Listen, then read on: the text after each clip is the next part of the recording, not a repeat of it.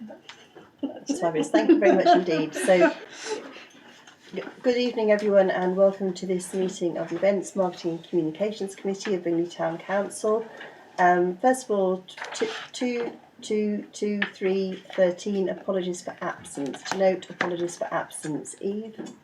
We have apologies from Councillor Lewis Curdale and Michelle Chapman. Okay, that's great. So this is the apologies book. We can see the reasons. I've got to pass that to Donald, Debbie. There we go. So should we just take them both together? Do we have a proposer for the Philippa, seconded Chris? All those who approve? Yep. That's everybody. Thank you very much. So item 14, disclosures of interest. So to receive declarations of interest from councillors on items of the agenda. I think this applies not just to councillors, is that right, Eve? It's just the councillors. Just the councillors, yeah. Okay. Philippa? Nothing from me. No, okay. To receive written requests for dispensations for disclosable pecuniary interest? No. To receive and consider requests for dispensation as appropriate? Nothing. No, okay, well, thank you very much. Right, let's look at 15, the minutes. So to approve to confirm as a correct record the minutes of the Events, Marketing and Communications Committee meeting held on the 18th of July. So I wasn't there. The only councillor present was Philippa. Me. And the non-councillor members were Jane. So Philippa and Jane, do you have anything to say about the minutes? No? You propose those? I'll propose them.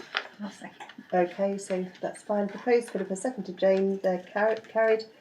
Item 16, confidential items to be discussed after item 23. Is there anything that we need to exclude? Don't think so. Eve, would you say anything? No. No. Okay, super. 17, public participation. Well, I mean, Tammy is here really as a member of the public, but using chair's discretion, you're invited, Tammy, to first of all welcome. It's great to see you, and you're very welcome to take part in any part of the discussion that you wish. Thank you. So let's move on to item 18, the terms of reference. I think these were circulated beforehand, weren't they? Do we want to have a quick look at those terms of reference? Tammy and Jane, were you given all the documents? You weren't, okay. Was there a reason for that, Eve? I think it was probably because I was on annual leave last week, so it was Nicola that sent the agenda out. Right. And I think she must have failed to have seen the lay members on there. Fine. No, well, the terms of reference, basically, as you probably know, they're really just the reason, the kind of the guideline, the rules that we use, and what this committee is about, what it can do, what it can't do, sort of thing. So the membership of it, if just to run through, if anybody has got any comments at any aspects of it, the membership is up to 10 members to be elected annually at the annual meeting of the council each year. It consists of up to 10 members, including up to 6 town councillors. Well, at the moment we just have 3, is that correct? 4, that's right, with Lewis and Mo, isn't it? And then with everybody else we would have 4, so we're not over 10, are we? No. The chair and the vice chair of the committee are to be elected annually at the first meeting of the committee following the annual meeting, and shall hold office for the following year. So I was voted as chair, I think, in my absence, wasn't I? Yeah. And is Lewis the vice chair? He is, yes. Yes, okay. Right. The quorum of the committee is 3, 2 of whom should be town councillors.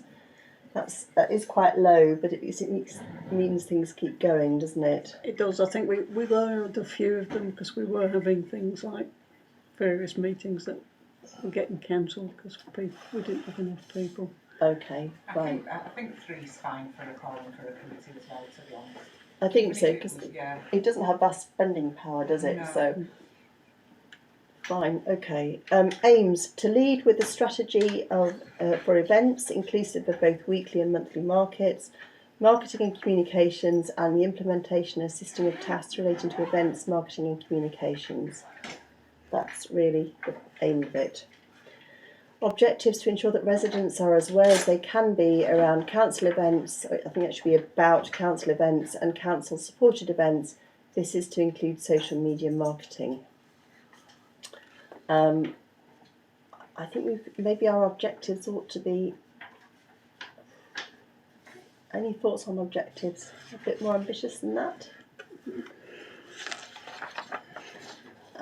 Whereas they can be around about council events and council supported Well, events. sure, it's we're informing. We can't make them aware, can we? No, exactly. That's right. To endeavour to ensure, isn't it? Really, I think that's all we can say is to endeavour to ensure. If it was to endeavour to ensure that residents are as aware as they can be by promoting, etc. Yes, whereas they can be about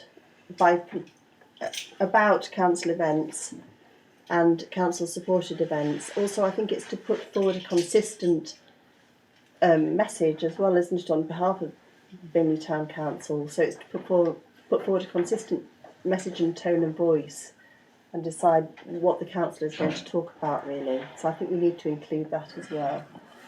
I don't know, is that all right, Eve? I didn't get any of that, sorry. Well, I think our objectives, and we need to say to endeavour to ensure that residents are aware about council events and council supported events, and to ensure all communications and marketing express the council's viewpoint or in a consistent manner. in a consistent manner. This is to include social media marketing.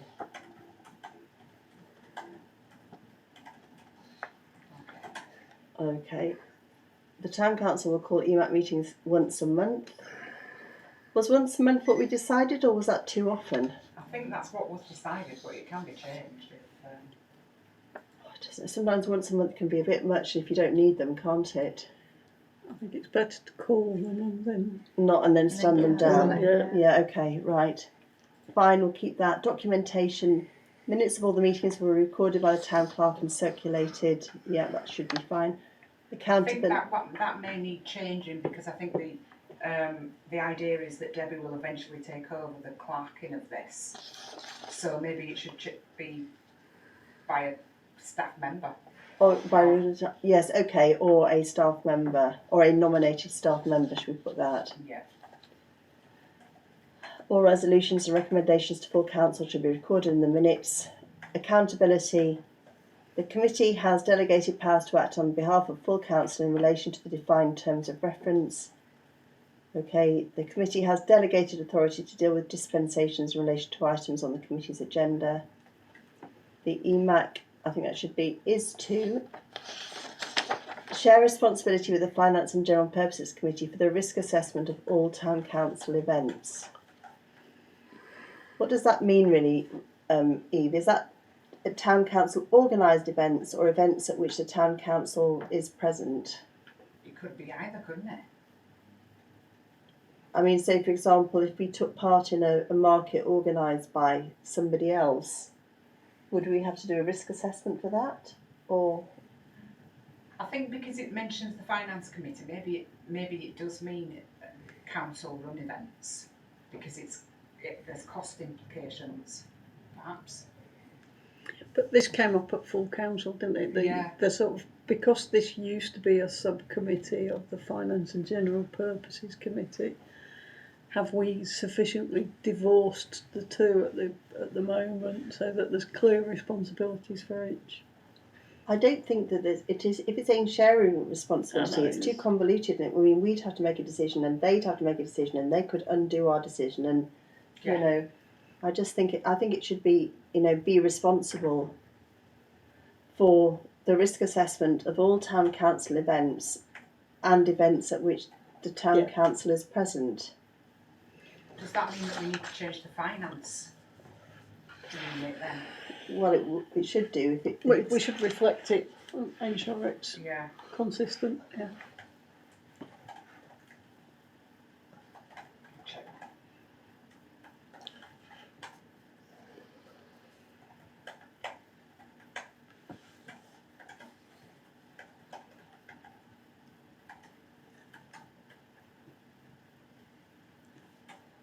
Is that all right, Eve? Yeah, thank you. Yeah. Okay. Be accountable for the town council's communications, including website, newsletters and promotional materials, social media platforms and events. I think accountable is probably the right word, isn't it? But is it not really ultimately the clerk that's accountable for that?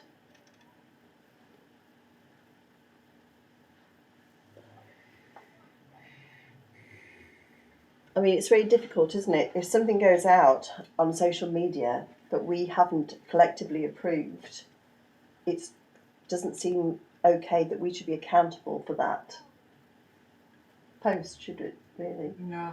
Do you see what I mean? Yeah, you can't be accountable for something that you haven't okayed in the first instance, can you? No. And you also can't, the committee can't okay every single social media post we put out, else we'll be contacting you every day. Exactly, and also the you know, often things with like with newsletters, we might delegate things to the clerk. I mean, we could say be accountable for the town council's communications unless delegated to the clerk. And we make clear that social media is day-to-day social media is responsible lies with the clerk. Oh, it's the staff, isn't it?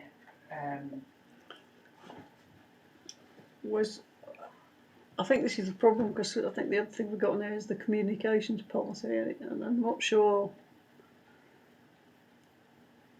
that what we're going to possibly do here might align with that. It's a bit difficult, isn't it? Well, should we just highlight that? Should we go through this and then consider the communications policy and then come back to this after we've done the communications policy in case we need to change anything? That's the best thing to do.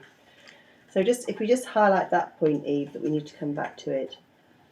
Support Bradford Metropolitan District Council around the weekly markets. I think that means with the weekly markets hosted in Bingley Market Square with the intention to increase traders and footfall. I kind of struggle with this because it's Bradford. I mean, we can support, but it's Bradford Council's response. But we've had this ongoing ding dong with them, haven't we? About what they should be doing and what they are doing, what they're not doing. What does anybody else think? Is this the Friday market? Well, it's the Friday and the Saturday markets, apart from the first Saturday of the month when the town council pays to use the market square for the farmers' market. Any thoughts? I think this would probably come via Lewis, hasn't it? Where we are a market town, with a set of failing markets. Are we going to let the normal Friday and Saturday markets fail because they are Bradford, or are we going to try and support them as much as possible to improve things? And I think if the push doesn't come from us, it's not going to come from anywhere, is it? Yeah, so maybe we should put support and encourage Bradford Metro District Council with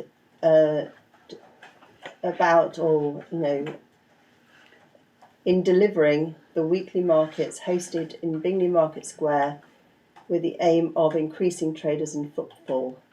Yeah. Yeah. Okay.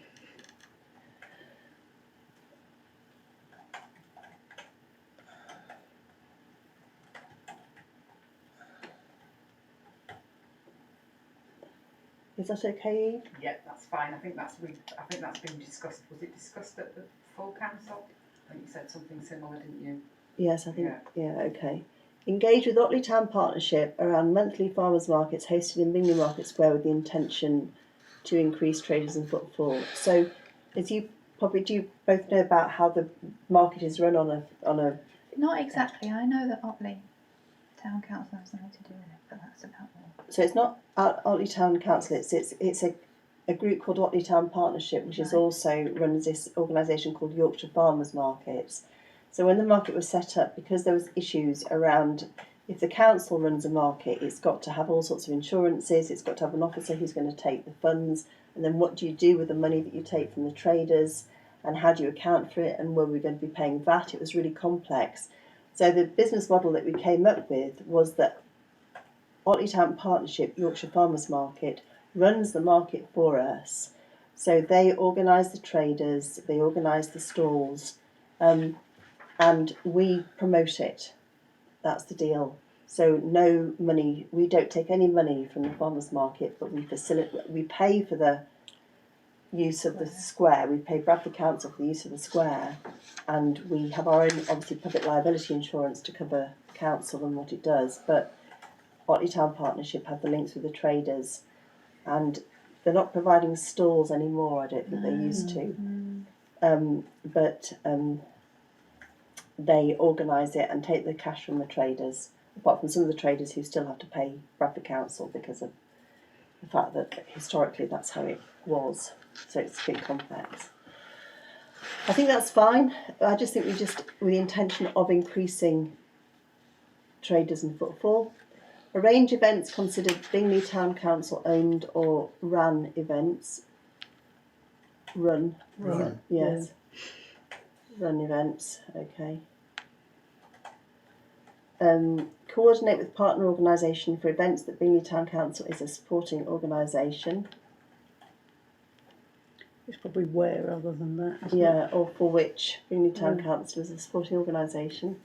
Set up subcommittees, working groups for any areas within its scope of work as required. But yeah, I would like caution against more committees, but that's just I me. definitely would. Does anybody else have any comments on that? Are we happy with that? And we'll come back to those 2 points later. I've got one thing, just because I know it was brought up at full council, which is this thing around lay members accepting the terms of reference. It's things that are in the neighbourhood plan working group where we have lay members, where there's 2 things that are in there, which is, I'll just read them out. Non-councillor members will be selected on the basis of their relevant skills and experience, and then non-councillor members must confirm in writing that none of the disqualification criteria apply to them. I think that last one, I get the sentiment, but I think for most people they won't know what the disqualifying criteria are. Do you know? Can you just recall what the disqualification criteria are? It's not having a criminal record over 5 years. Yeah. Or and being bankrupt. Yeah. I think. Yeah. It's the things that you to Where you become can a stand to councillor, be a you've got to say Yeah. you're not any of these things.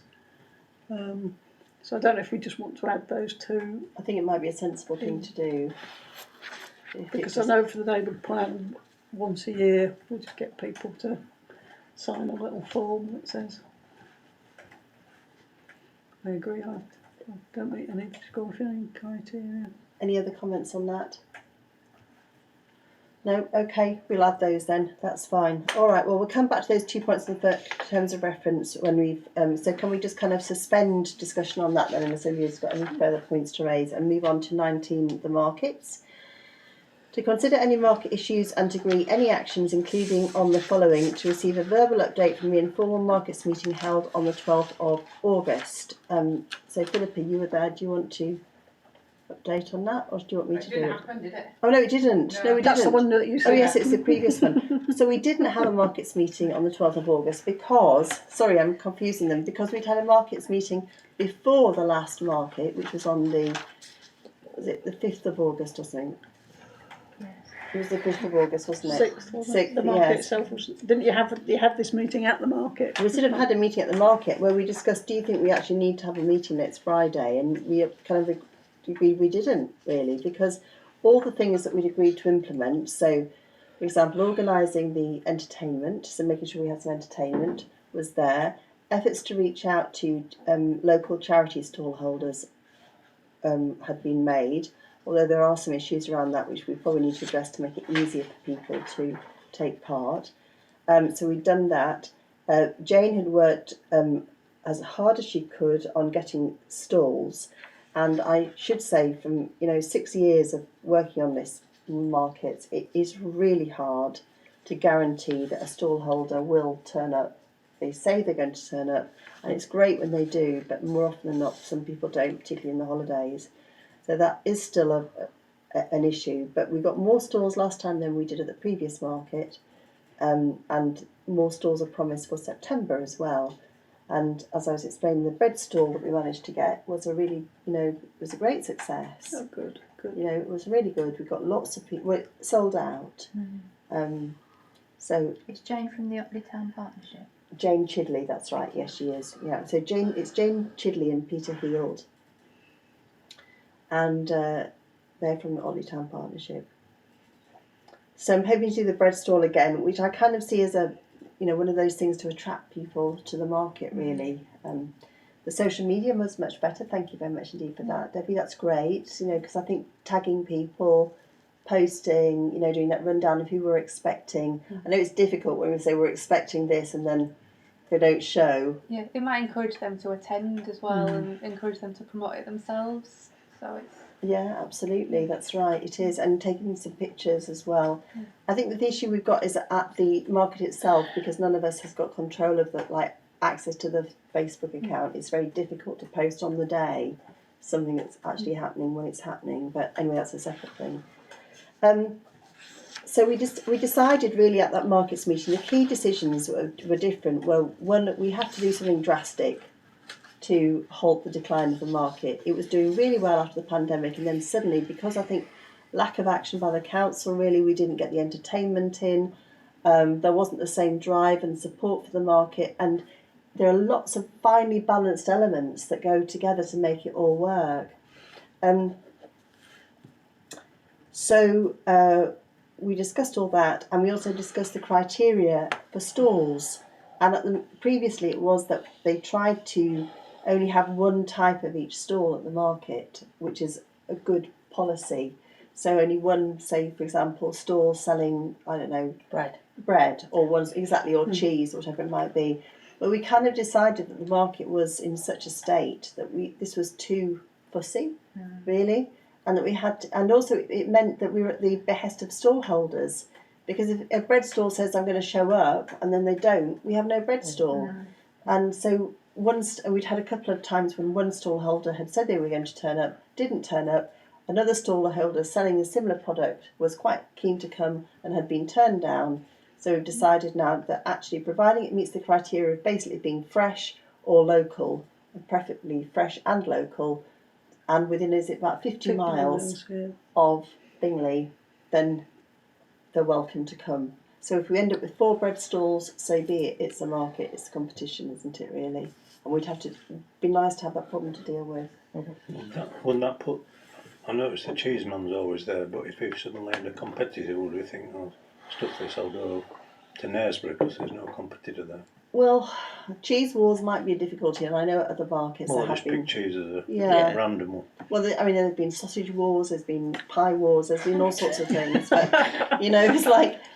I don't think that's going to happen because there aren't that many cheese people around. And also, but Kevin hasn't been at the last 2 markets, has he? So, if he can come back, then that would be brilliant. I don't know. I think we just have to cross that bridge, Chris, really. I think we did discuss it last time at the informal meeting, didn't we? We're almost damned if we do and damned if we don't. We need more stalls to generate more footfall. If we have 10 cake stalls, ultimately they're not all going to come back because they're not all going to... I'd be happy. They're not all going to make money. But we have a bigger presence, and at this point, which is the lesser of the 2 evils, really. Yeah, I suppose if you can say we've got 25 stalls, that's good, people will come, but if there's 10 cake stalls... I'd come. There were 2 of us there. Well, I think the thing is, if there are 10 cake stalls, then, those cake stalls will it'll be a bun fight, won't it? But, we can sort of... It will... I'm sure it will work itself out, and we're in this situation now where I think we kind of just have to be grateful, really, for getting the stalls, and we're going to try and get some more choirs, for example, or larger groups and performers to come along, because they always bring their connections with them as well. So that means that you get people who come along to the market. So hopefully that will encourage more people to come. But that was... I don't know if there's an appropriate point to say it, but have you heard of or tried to contact All Together Now Choir? So I saw them in Saltaire and there were 200 of them singing. So if you got 200 and the partners market would be round. Would you just note that, What were they Eve? called, sorry? All Together now. I think we've I'm pretty sure Ruth has been in contact. Oh, with really? Bingley and Airedale Youth Choir as well. Bingley and Airedale Youth Choir. Okay. Would you ask Eve, Ruth, to contact these people? And also the other thing I think about the entertainment, we tend to just have one entertainer, but I mean honestly in 4 hours, if we can manage two, then if we have two different lots, we can do entertainment for 4 hours, can't we? And most people do a 45-minute slot, so we could potentially have 2 times. I think we probably need to generate a bit more footfall for us. Again, it's one of those, isn't it? Because I know if I tend to come to the market in the morning, and I don't know how the footfall varies across. Bingley does tend to quieten down on a Saturday afternoon, doesn't it? So It's 10 till 2 at the moment, the hours. yeah. But then again, if the market was drawing people in, people would come, wouldn't they? They would. Because again, we did mention, should we get, because at the moment the entertainers do 2 sets with a, I don't know if it's a half hour or 3/4 an hour gap in the middle, but could we get, I don't know whether it's some local schools or something to come and just do something for 10-15 minutes in that, which would probably be more than enough for some of the smaller. Beckfoot School have a very strong performing arts department, and they'll have a choir that would possibly. Well, we could maybe write to all the schools. I have to say, my experience of writing to schools and getting them to engage Tammy has been really difficult. Right. Well, I'm there on site. Are you? So you could ask them. So I and get can them. go with my cattle prod. I mean, I could go and encourage. That would be fantastic. Encourage people. Yeah, absolutely. Well, I think writing to all the schools as well, even asking them if they've got choirs that would like to perform at the market, then that would be brilliant. I think the problem with schools is they're not at school on a Saturday, so it's the staff would no doubt be more than willing to do it because that's what teaching staff do, but it's actually getting the students to come and join in on a Saturday, because obviously most of the time that requires the parents to bring them, so you're relying on the parents being engaged to bring the It kids. would be if you were contacting primary schools, definitely, wouldn't it? Yeah. Would you contact primary schools as well as? I think so. I mean, the thing is, it's up to the schools that then they've got policies, they've got procedures, they've got safeguarding, they've got all sorts of stuff that they've got to consider, haven't they? But So the youth choir, that's what they do, so they've got all that in place already. yeah, so there might be some exactly that are all set up for doing those kind of things, but it's certainly worth a go, isn't it? Really, then at least we can say we've tried it. I think those were the main decisions or discussions that we had, wasn't it? Really. Is there anything we need to do for the next market in terms of marketing? Because we did do the one-off leaflet drops last time. I know it didn't go exactly according to plan. But do we think social media is sufficient To promote the next market. Well, there's probably loads we can do, isn't there, in terms of having things more in the square beforehand so people know what's coming up at the weekend. We could get some more posters and banners this Saturday. I mean, we have got some banners around the place, haven't we, that say markets this Saturday. Personally, I think the whole thing needs rebranding. But that's another, it needs a whole new look, a whole new feel, a whole new vibe about it, basically. So probably nothing till next year. What about advertising? Well, I know a lot of people aren't internet. What about advertising in village newsletters? I don't know how many village newsletters there are. There's one in Eldwick. Yeah. I've no idea what about Cottingley or whatever. Well, there is. Yeah, there is. Yeah, we the talked about the directory last time. Yeah, we could certainly put an Eldwick Village News, couldn't we, and ask them to do something in Yeah, there. Tony Clegg would do that. Yeah, Tony Clegg. Tony Clegg at what, sorry? Well, I distribute the damn thing, so I could ask him to. Yeah, Chris is going to ask Tony Clegg whether he Well, can put if an advert. somebody gives me a clue what to say, I don't want to write something controversial, heaven forbid. We can put. Well, you could maybe print it. Yeah, we can. I can stick something together and clear it with Ruth. That's fine. Well, I could make some up and put it in for vetting. But Yeah. Well, if you write something, Chris, and send it to Eve to be vetted, or send it to Debbie to be vetted, and make sure that it's along right. council lines. Like that's right. That would be really good. Is there any other newsletter that is Eldwick It? It's the Bingley directory. which comes out monthly. Yeah, Or, Yeah. we could put. What's the lead time for it then? It does have quite a long lead time, I think, Jane, doesn't I it? think it does, yeah. Yeah, but the It would have market's to be every month. Yeah, so it'd have to be a generic thing. You Yeah. wouldn't be able to say this month we've got Yeah. blah blah. I mean, in a way, what would be nice is it would be better if we had a decent ad designed that could just go in, wouldn't it, really? We can just put something in, but that would require us getting some funds to pay for a designer to create us an ad. I mean, we did have an ad previously that Emma did for us at Full Stop for the market. But then that comes back to this whole thing around branding and what it looks like and everything else, doesn't it? Well, for a start, I could just put a little box in saying, don't forget the market or We could do. something. Do you want to get in touch with the directory and find out if we could have like a quarter-page ad? Or, Bingley Direct. yeah, or half-page ad or something, and we can put something You together. don't have to have an advert because I had someone put in, my wife runs a, I think Gold is for people with dementia. Right. And they put an advert in every month for me and it's not paid for, I just write and say, What do you want to bang this do? in. Okay, whether we can have something in the directory about the market. We could provide some photos anyway, couldn't we? No, Debbie, you could probably rustle Yeah. something up, couldn't you? You know, that guy seems desperate for content, so Yeah, could even ask him if he'll do a feature on it. we could do that. Okay, contact him and see what we can do.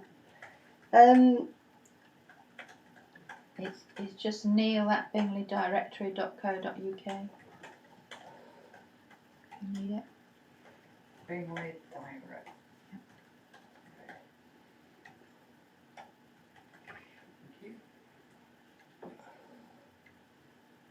Okay. Anything, I mean, I think we did better in terms of getting the banners out last time, didn't we? And it looked better, it felt better to the market last time than the time before. It did from where I stood. I wasn't there, certainly. But- I was away this Behind last the one. Behind my baking. Absolutely. Does Bingley Town Council always have a tent? Or I don't go on a Saturday because I get involved with football. Well, we're going to discuss that at D, actually. Oh, Chris, right. we'll come back to that. Yeah, okay. Anything else that we can think of? Should we just do that for the next market? See if we can get that sorted, and then we can consider what we want to do next. When you said Otley Market, whatever they call them, don't provide stalls anymore, would it make life easier if we persuaded them or got them to do that? So more people might turn up if they don't have to bring a stall and put it up. So the issue is really that Peter has decided he's not going to do that anymore. He's not doing the stalls and carting them over and putting them up for people.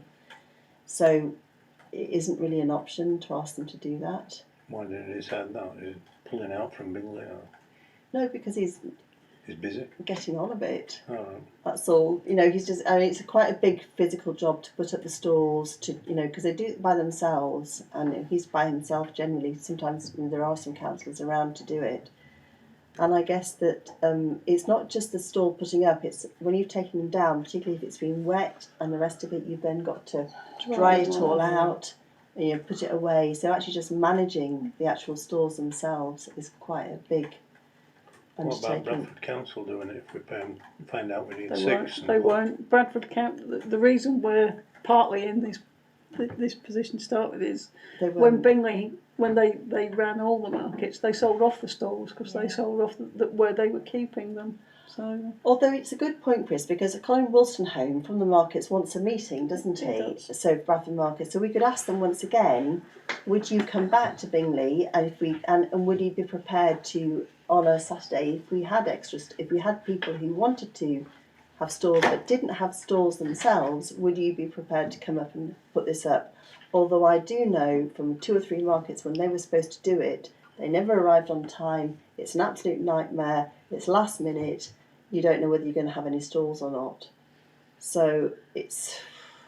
I remember when I was putting the council tent up with John Good, it was always a nightmare because Bradford Council may or may not turn up and it's a guessing game. Well, it's really bad, isn't it? You think you've got a market and you're expecting them to turn up with 10 stalls and there's nowhere to be seen and they arrive 2 hours late. I mean, it's not a great And then the worst bit also I've found is at the end of the market, they haven't turned up to take them away. So I've sat there in that market for 2 or 3 hours waiting for some chap with a van to come to take the stalls, because you can't leave the stalls because we're responsible for them. So I just think, dealing with Bradford Council is I think dealing with anybody to provide you with stalls and take them away is very difficult at the moment. It is, and also the other thing, we've looked at it ourselves, but if we, I've investigated, buying stalls, storing stalls, but again, we've got that whole thing around drying them, looking after them, maintaining them. It's not an inconsiderable sort of undertaking, really. Is So there a third party supplier, like just an independent Joe that supplies stuff? Like a marquee company or anybody like that who does. I don't think What do there they is. do at Baildon though? No, I was just going to say what happens in building. So Belden Market is a really different setup now. They have a whole social enterprise that runs their market. I don't know what they do with their stalls. I don't know whether their stall holders provide them or whether they provide their stalls. I mean, we could ask for a meeting with Belden Market Social Enterprise, couldn't we, and find out what they do. Well, if they've got a load of stalls, then it's a different week. Could we borrow theirs? Well, then we're doing manpower, I suppose.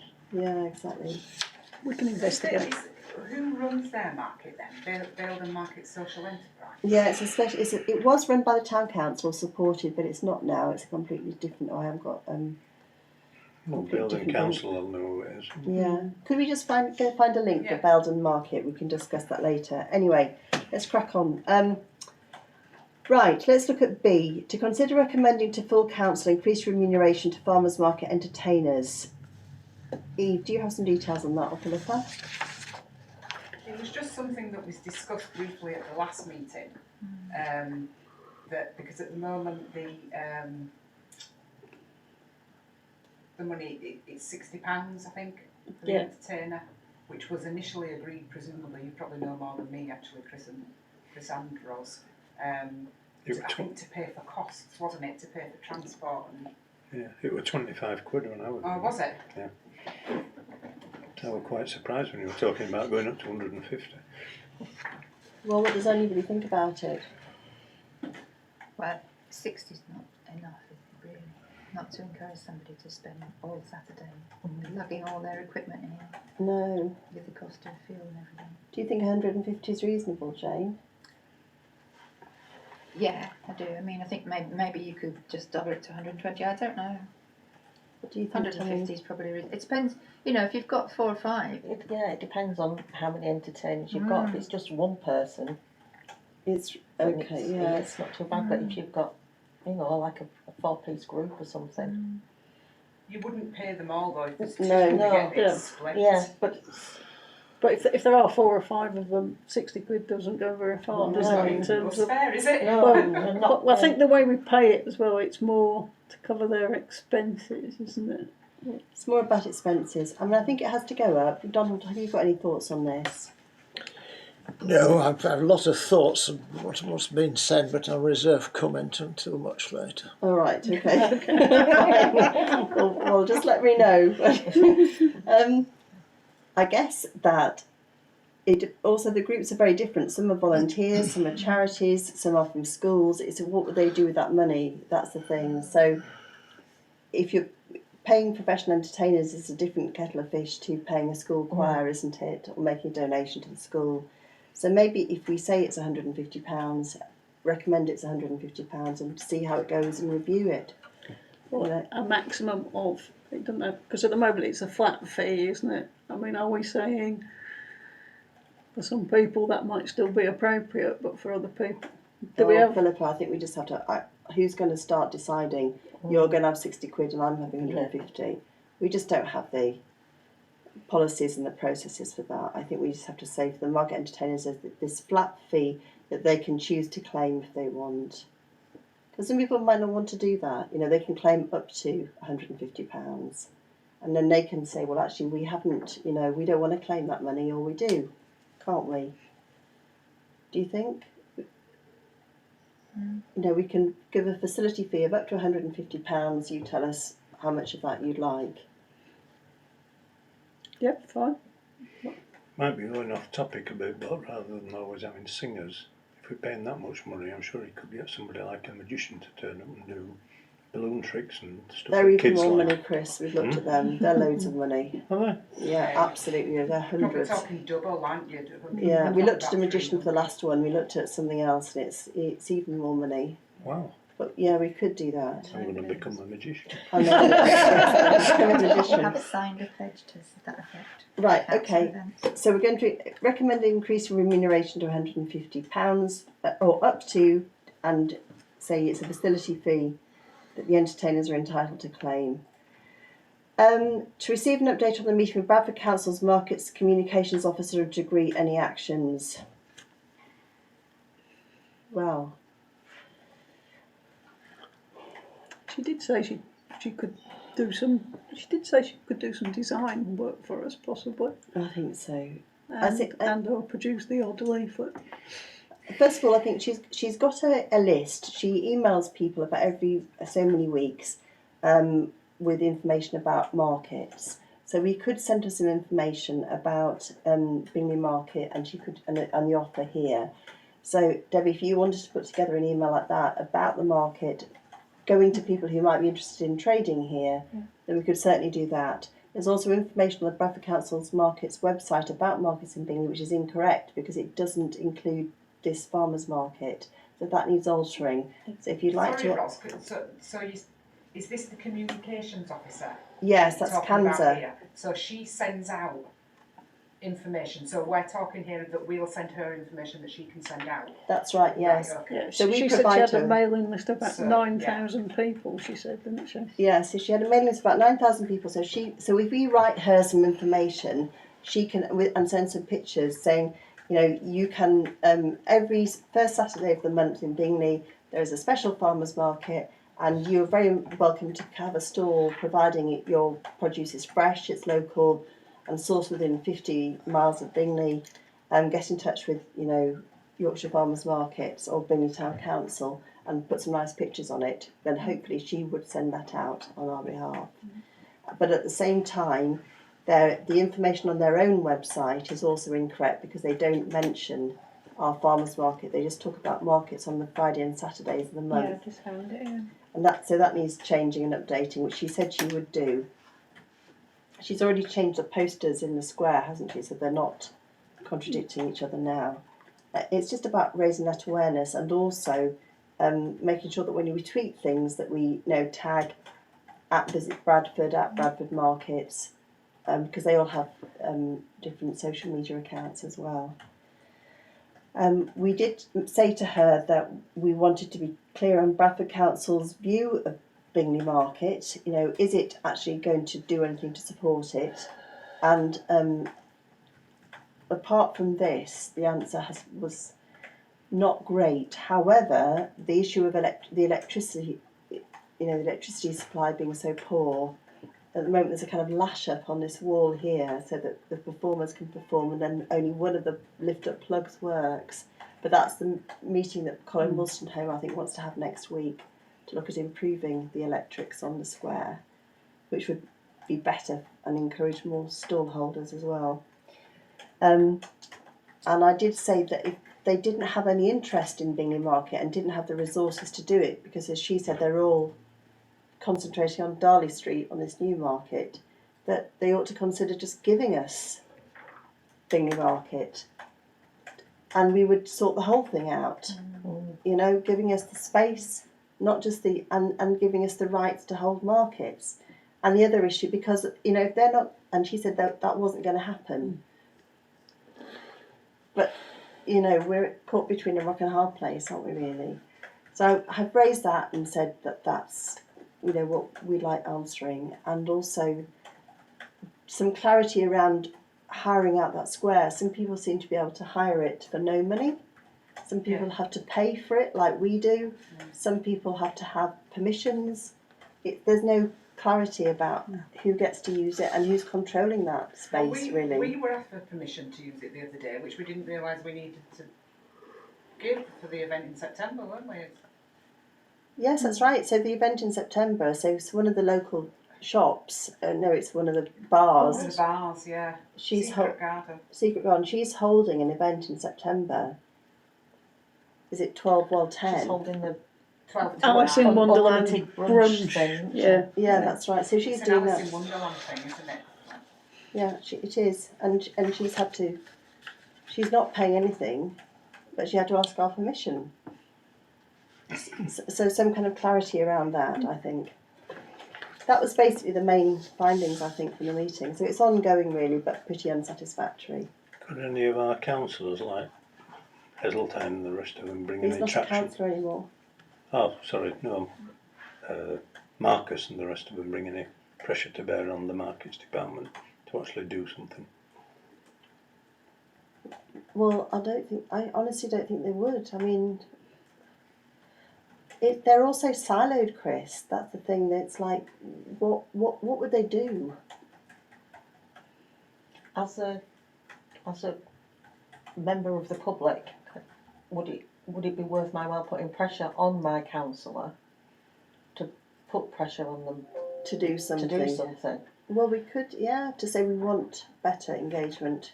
You know, I could always go from it as the innocent, concerned member of Bingley. I mean, I am an innocent, concerned member of Bingley. But yeah, if I go at it from that direction.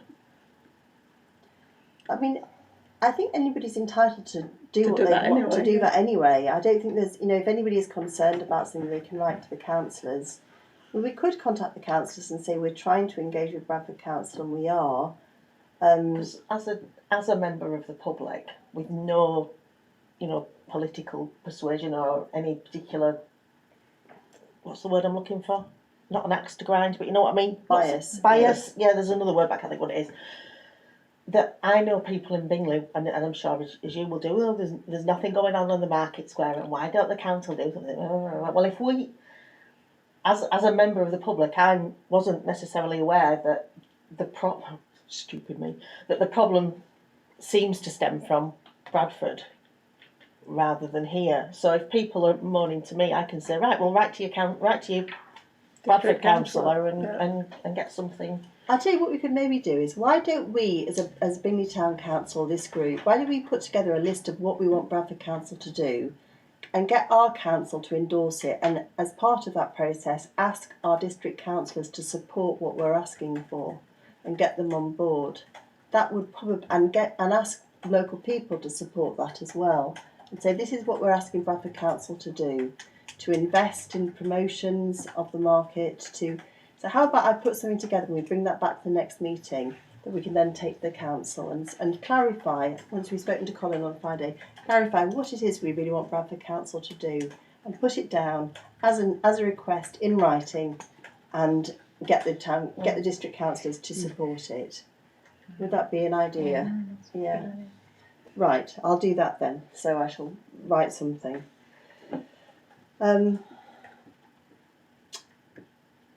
I think that's everything else. And to consider encouraging greater councillor presence at markets. How did you get on last time? So Jeff turned up. Obviously John was there to put things up and take things down. So I was there on the stall. Helen came to help me, but she's obviously not a councillor anymore. The Conservative Party turned up for a photo call, and David Heseltine came and bought some bread. That was it, really. And whoever it was but Lewis couldn't come. Yeah. So we were it was very low on the ground. But I mean, the issue we have with this, in all honesty, is there are a few councillors on Bingley Town Council who are really passionate about the market, and the rest aren't. Well, 3 hours 16 is not very good, is it?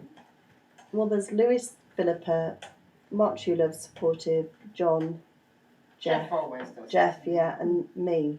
So that's 6 of us. Yeah, I mean, feet on the ground. Is there a reason that they're not supportive? I don't know. I mean, I know everybody's got their own things that they like and what have you, but surely the market for Bingley could only be a good thing. I think our real issue, obviously, is that all councillors, it's a voluntary post. So, we can't make people turn up. We can only request that people turn up, and it does tend to be the same people that step up every time. When I was on the council, there weren't many people, councillors volunteer, and we had to have a rota, so there weren't 10 there all the time. Yeah, well, it's not. It's the other way around. At the moment, we're trying to cover to ensure there's a person there most of the time. Because it's also a really good opportunity for the councillors to make contact with the local people as well. So. It is, and I think that's possibly the angle we want to play a bit more. I mean, I know the last one, the flyer had councillor surgery, but it's not really a surgery, is it? No. And we have talked about trying to have whatever an issue is and some form of display, so we're not just standing there waiting for people to come and talk about the weather, but to have something to try and stimulate a conversation. But it's a matter of having those things, isn't it? Because we know that generally there's a number of things a small number of residents will normally come and talk to us about. The precept always gets some people worked up, and how much we cost, obviously, which I'm sure every council gets. But then it's also having something that we actually want to promote. I mean, I would think, we don't know the dates yet, but for say October, hopefully we'll have changing places toilet, and we could do something about changing places and have something there that's fresh and new and is something that we've delivered. I don't know, because it's almost like if there's just a gazebo there with a Bingley Town Councillor standing there going, come and talk to me. Everybody runs a mile. Yeah. So it's how do we get people to come and have those conversations? Well, I think it's two issues here, isn't it? One is actually getting the councillors there to have the conversation. Then secondly, it's what we put in that space. And, you know, we've magicked up those kind of like little tree thing about green and clean ideas, which I still need to write up. We'll give you the tickets, Eve. And having, you're right, having something to promote. And it is really important to have that already before the market. You know, so you have a stall, you have all your leaflets laid out, you know what you're going to do. It's going to be windproof. The display boards really don't work because they just get, fall over. Yeah. But I think this one here is about councillor presence at the market, and I guess all we can do is encourage, make a request from this committee, couldn't we? I mean, what do you think we should say? The committee is requesting that if councillors don't come to the market to take part, they'd like to know why. Yeah. How many councillors are there? 16.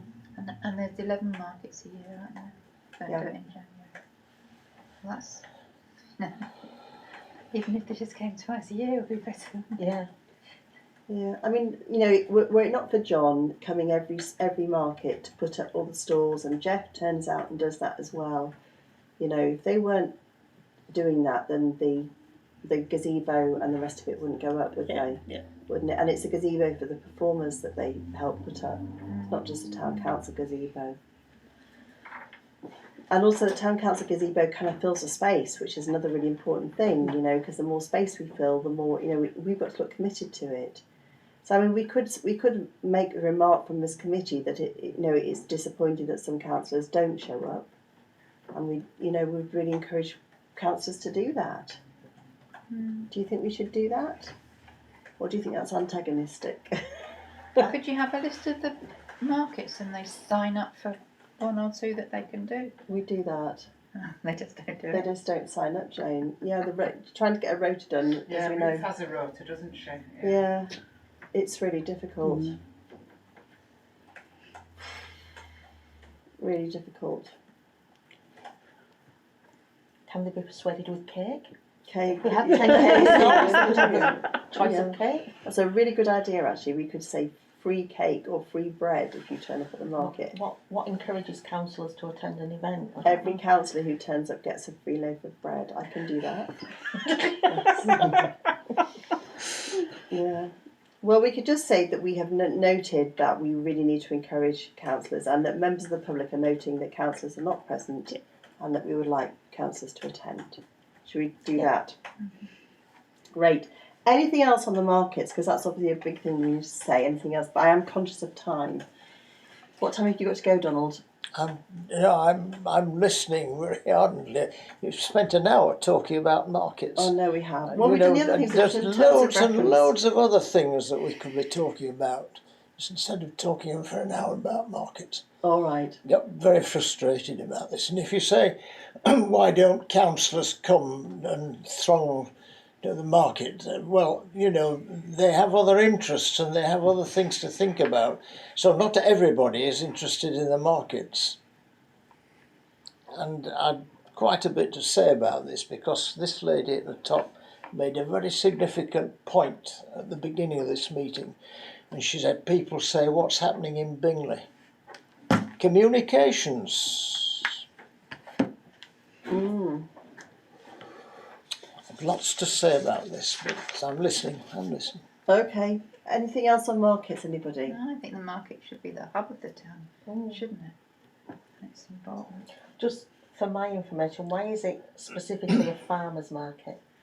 Because, well, I can send you the report and the research that we did originally, Tammy. But when we took on the market, the thing was the market's always been failing. Okay, so we did a big piece of research with the National Association of British Markets and various other things, and the research that came back showed that what is viable at the moment are those farmers' markets as opposed to general markets. Something that's offering something distinct, special, is a destination as opposed to just another shop.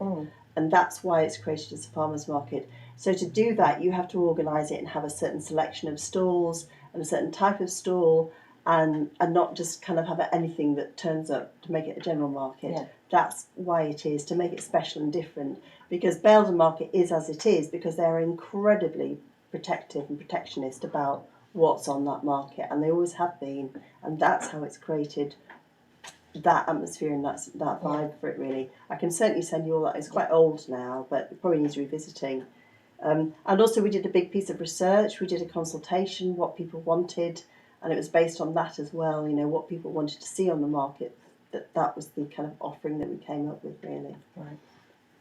Okay. Was that consultation done, like you say, a while ago? It was done a while ago, yeah. I mean, we could do it again. We could do another consultation. It was done in 2017, actually. So, But I think it was just to try and make the one we run more distinctive, isn't it? You know, so the Friday and the Saturday market, Bradford don't have any particular there's no criteria for those. So anybody could have. I was just looking at from the point of view of sort of a maker's market rather than just a farmer's market. That's why I asked that question. I think they do have some craft stalls, don't they? But we had conversations around the fact that for lots of the softer crafts, it's not an ideal location. They don't want to be outside, No. and crafts Because don't it's do well out outside, there. it's windy. Yeah. Well, they're all welcome if they want to, you know. Anyway, right, let's move on to 20 then, communication. To consider the council's communication with the public and to agree recommendations for council on the following. Consider social media accounts, Twitter, Facebook, additional password holders, including 2 councillors who are responsible for social media in addition to staff members. To discuss the suggestions from residents collated at local events, which I haven't brought with me. To discuss the public opening hours of the hub, policies, review of the communications policy, adoption of community engagement policy, and review of editorial policy for newsletters. So perhaps, Jane, if you want to start, and then maybe Donald, your thought. I mean, I might as well just take this as a whole, really, to start with, and what you wanted to say about it. What do you mean, consider social media accounts? Well, at the moment we have to consider social media accounts. We have Twitter and Facebook, and have you started an Instagram account as well, Debbie? Okay.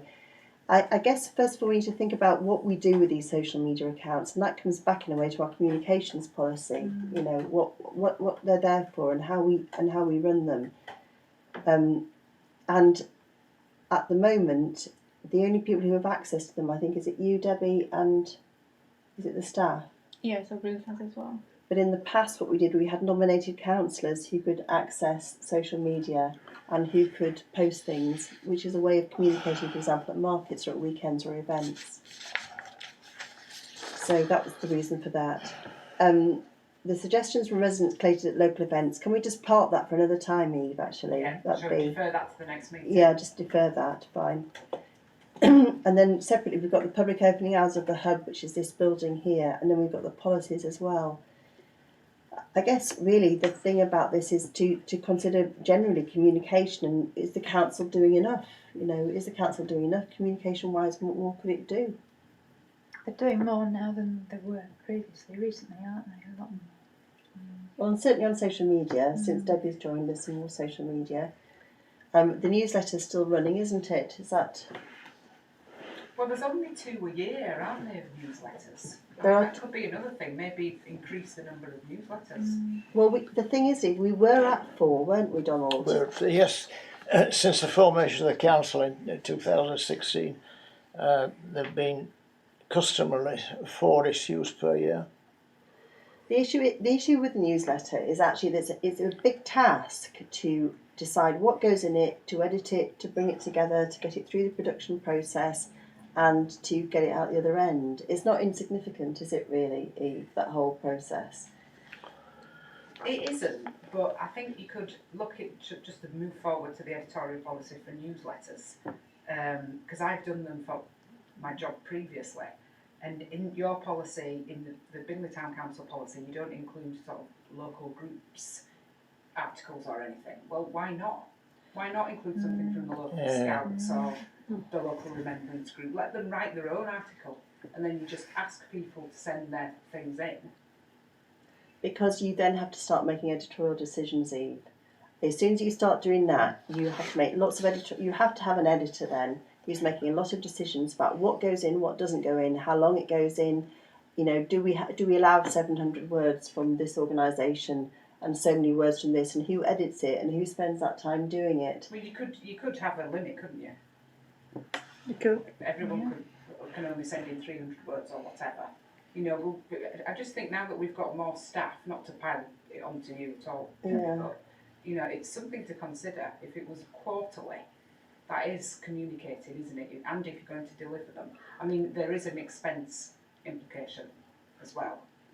Yeah, they're not cheap, are they? No, they're not. It's very expensive, and also the delivery is really haphazard, protracted, difficult to monitor, isn't it?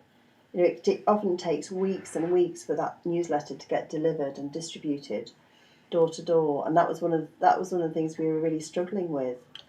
So how can the Bingley directory be delivered promptly every month through the letterbox? I don't know, Donald. It doesn't go so far, does it? I've never had one, you know, because I live out in Micklethwaite. It just don't come out.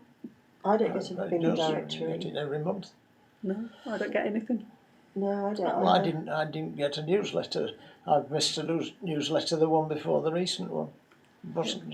No, they have been sporadic. We did have conversations with them about the last one and checked the map and where they were going. Well, maybe the thing is though, perhaps the idea would be to combine those thoughts, Donald, and say to the person from Bingley Directory, Neil, to say, can we have in your Bingley Directory each month a double-page spread about the town council, and we'll supply the information, and then we have that in that directory, don't we? So we're not having to create our own newsletter, but we do have the obligation to provide so many words about what the council's doing each month. And it is a greener option as well. Just, you know, the risk of anybody rolling their eyes at that, but it means the council's not Creating more stuff. creating more paper, it's already included in that one. No, that's a really good point, actually. Yeah. Should we do that?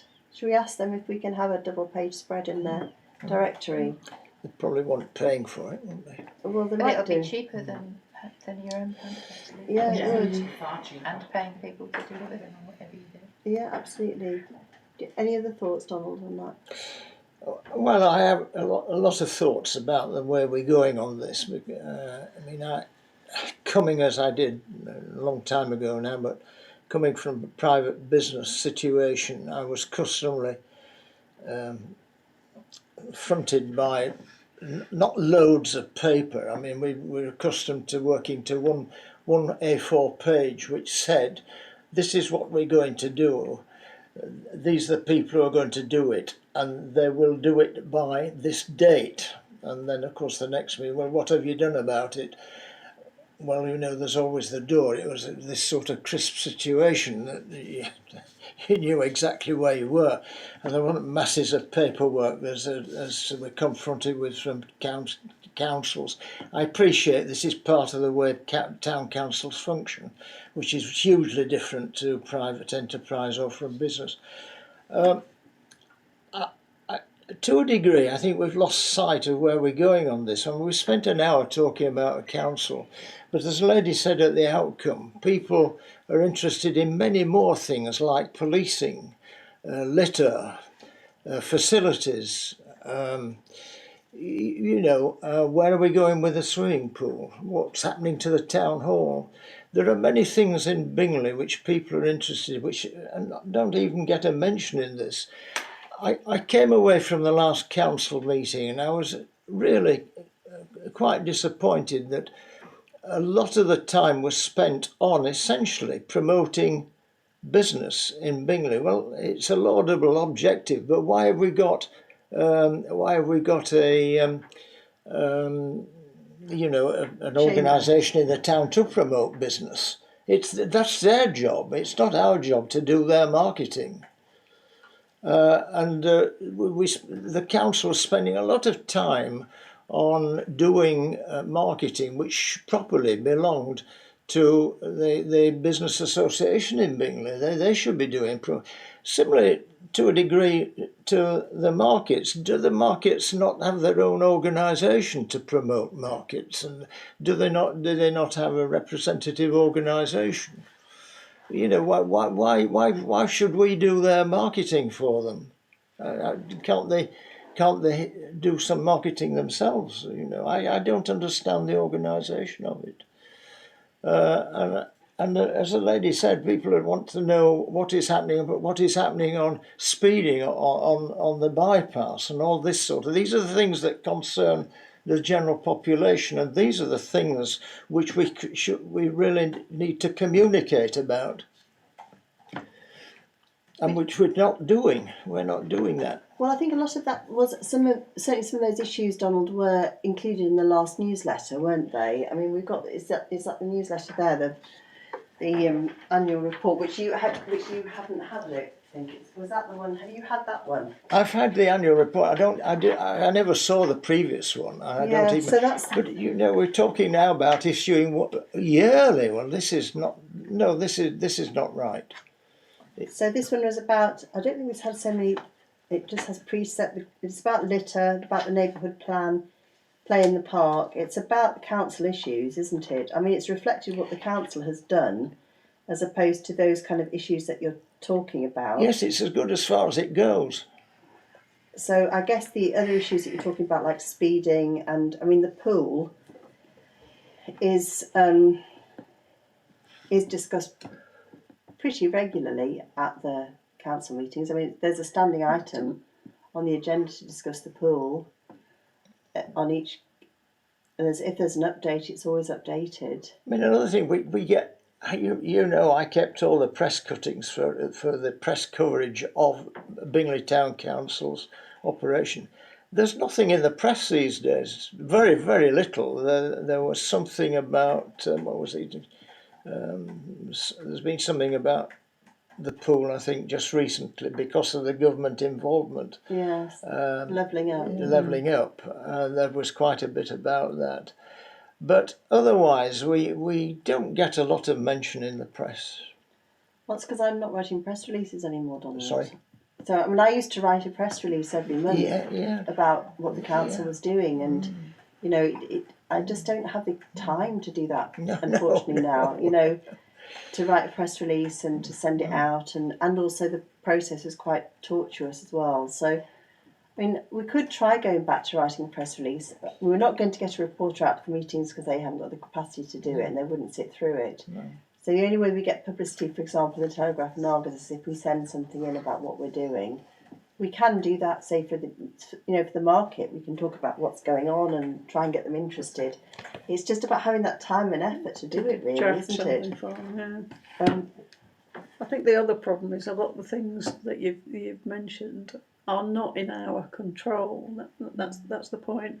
And unfortunately, Bradford aren't the best at communicating, even when we ask them things. So we could say things, but it's almost hearsay, and we can't really go into print on hearsay. So, for instance, I went to a ward partnership meeting the other week, and there's constant conversations about putting average speed cameras on the bypass.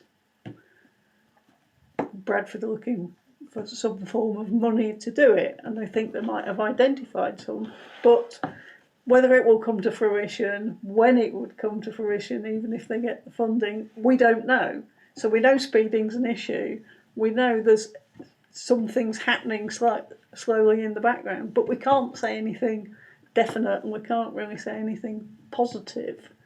So I don't know what you'd really want us to say. Well, I suppose you could say the town council member, attended a ward partnership meeting with Bradford Council. On the agenda was speeding on the bypass. Bradford Council says it is investigating these average speed cameras. However, it doesn't have the funding for them. If there's any updated, let us know. Then at least people would know that actually it's sort of somewhere on somebody's radar, isn't it?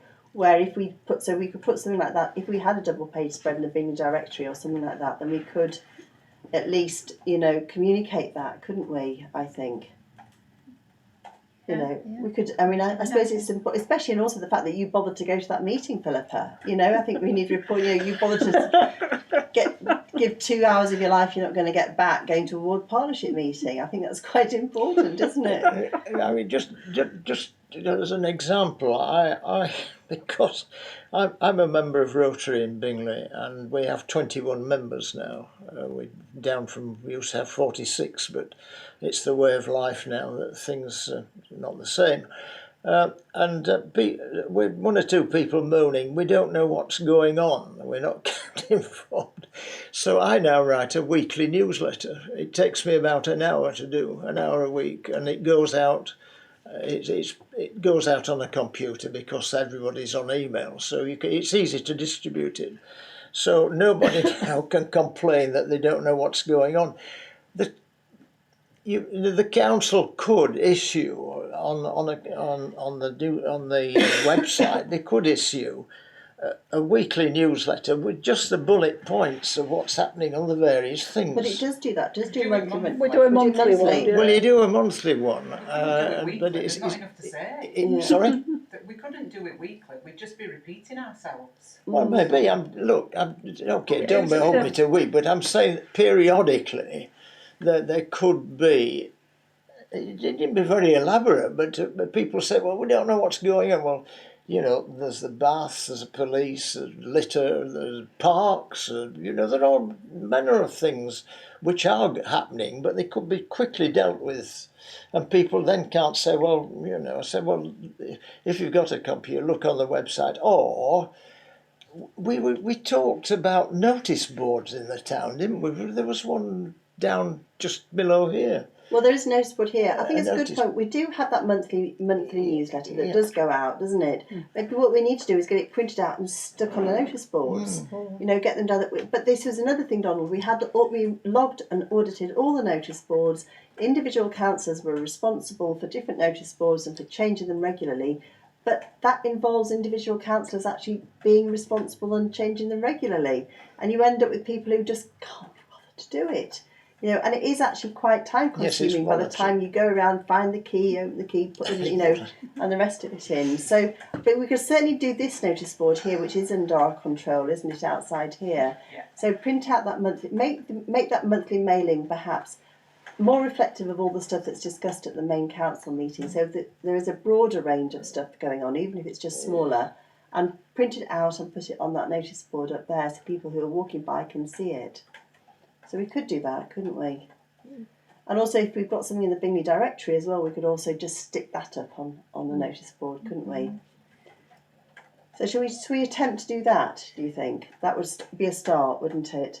I think in terms of social media accounts, I think the key thing is that we need to decide on the social media accounts what we're going to post about. That's the thing, isn't it? It's got to be, it's very different from having a personal account. It's not me or you tweeting on behalf of the council, it's Bingley Town Council. And that's always been an issue, is that it's not an I, it's a we, it's a collective voice. And it has to be, you know, on message, and it's got to be about what the council is doing, really. So I think that, I think that's important. And what about two councillors responsible for social media? Do you have any thoughts on that, Debbie? Things with like the markets on a Saturday, with Facebook and Twitter and Instagram, you can schedule posts. So let's say I'm not working on a weekend, I have them ready to go Friday the day before, on the day. Same with the play in the parks. I don't usually work on a Friday, but I've got one scheduled for this Friday to go. Things with posts in how they're written, I think it's good to have consistency in how they're written. So if one person's quite jovial, but then someone writes something quite blatant, it's not consistent, it's confusing. But if I get an idea of what you want to go on there, I can make sure that happens every week. You can schedule 2 months in advance, so that there's always going to be, if there's an event, I'm always going to be ready probably a month before. If anything needs editing, I can edit it. I suppose the only problem I foresee with that is it's nice to have the on-the-day photo, isn't it? You can have. Well, also things sometimes get cancelled. That's the thing. So, for example, playing the parts, if it's really torrential rain, we'd have to get on and cancel it and say it's actually not happening, and pull the post and stop the publication. Are you using Hootsuite, or are you just using Facebook's own systems for scheduling? So Facebook combined with Instagram, so it's one business suite for both. For both of those, and a separate one for Twitter. Yeah.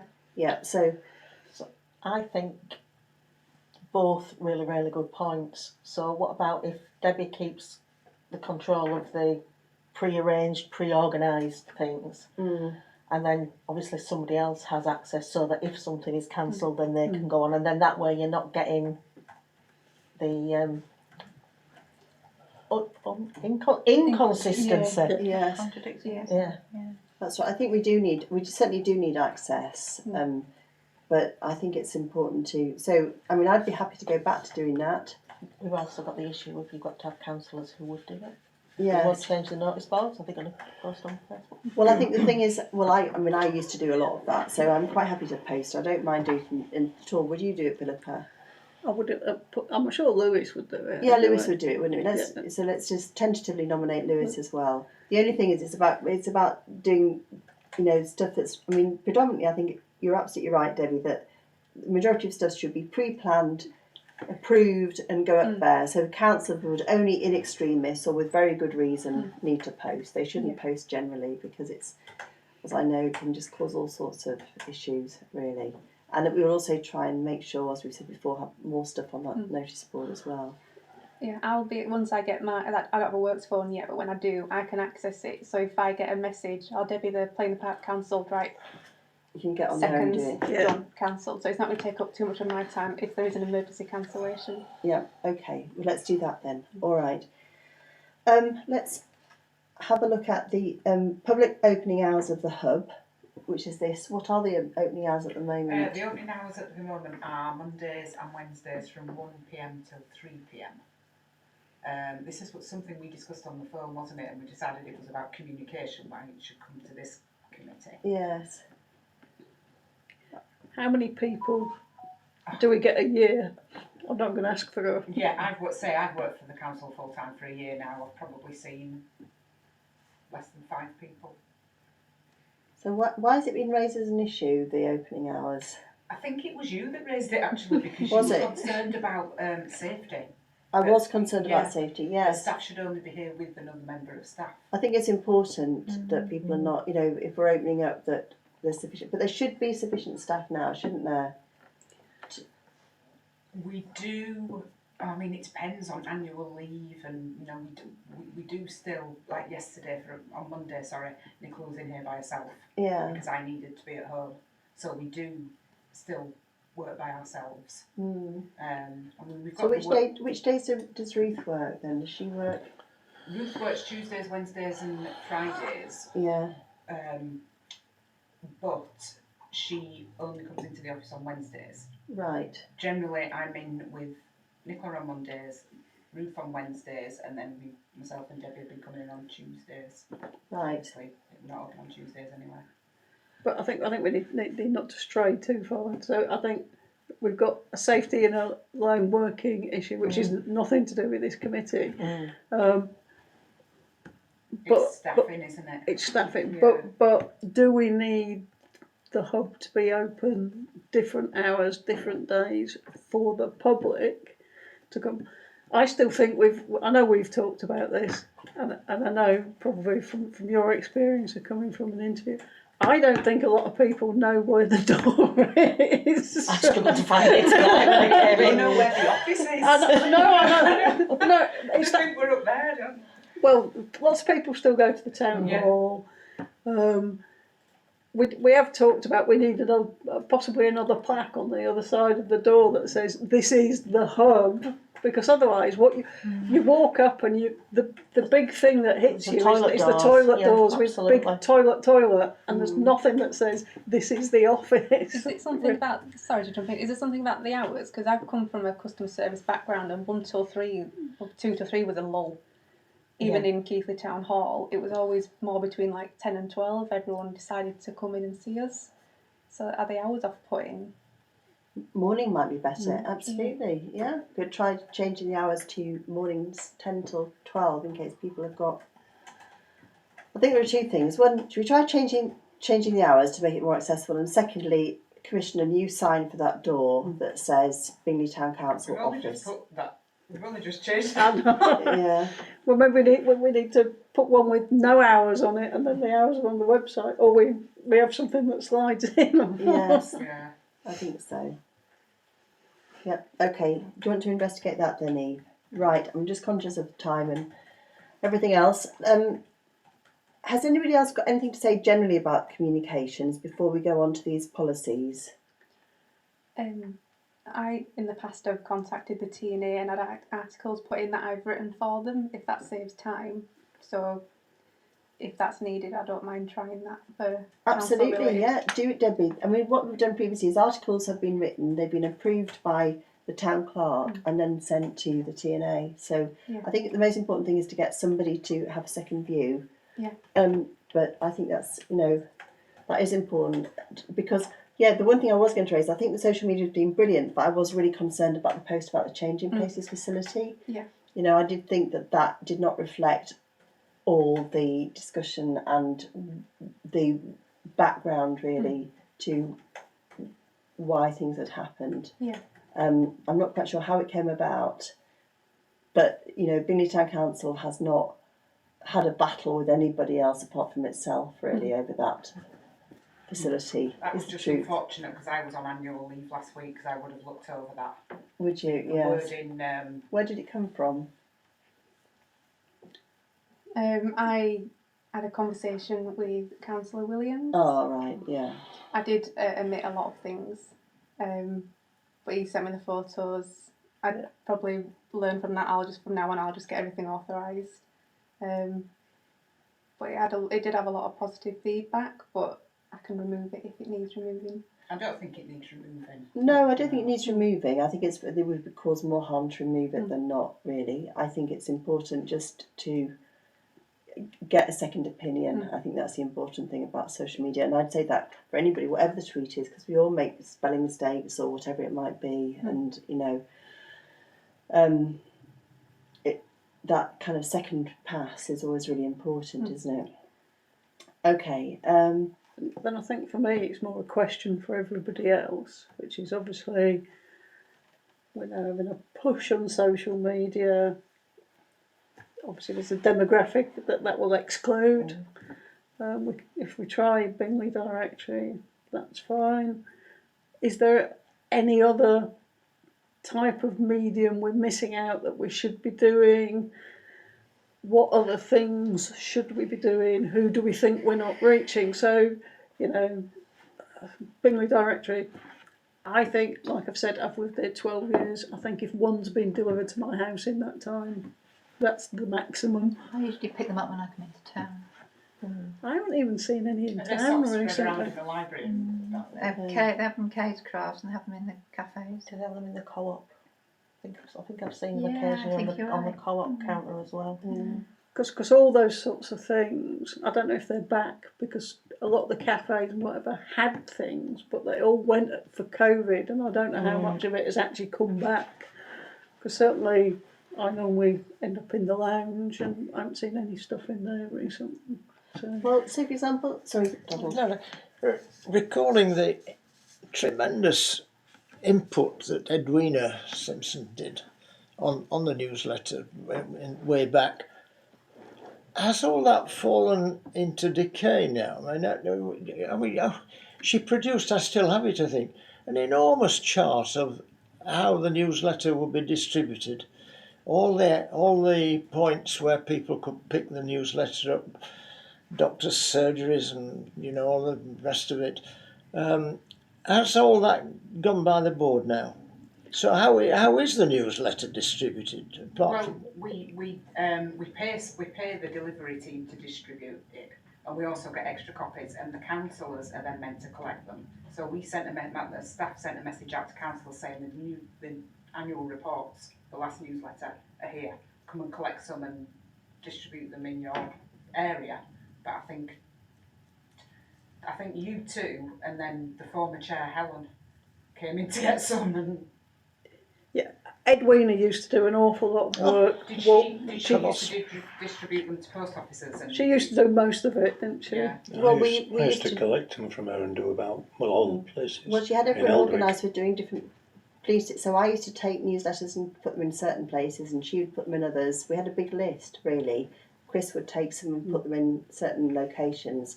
So we made sure that so many copies went to different churches, went to different community centres. Yes. We could bring up the whole list, and we could resurrect that and see whether they wanted to have newsletters back when we produced them and put them back. So, for example, the card shop on Chapel Lane, they would always take, when it was Gina's card shop, she always took some, and a number of different places we would put. But I think at the newsletters moment, in. yes, we have lost that. It's gone by the. We have it has lost gone by the way. If we get a double page spread in the directory, could we put on the website where you can find a directory if it's not delivered to your house? Yeah, absolutely, we could do that, couldn't we? Yeah, we could say that's where it's going to be.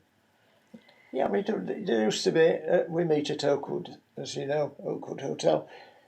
Every time the newsletter came out, there's a pile of them in the reception area. I think COVID really kiboshed a lot of it because we couldn't. Yeah. Well, it just didn't happen, did it? That was the thing. We couldn't do it, and I don't know what the situation is now with it. I presume it's all okay But it's all now. part of the communication, isn't it, to the population?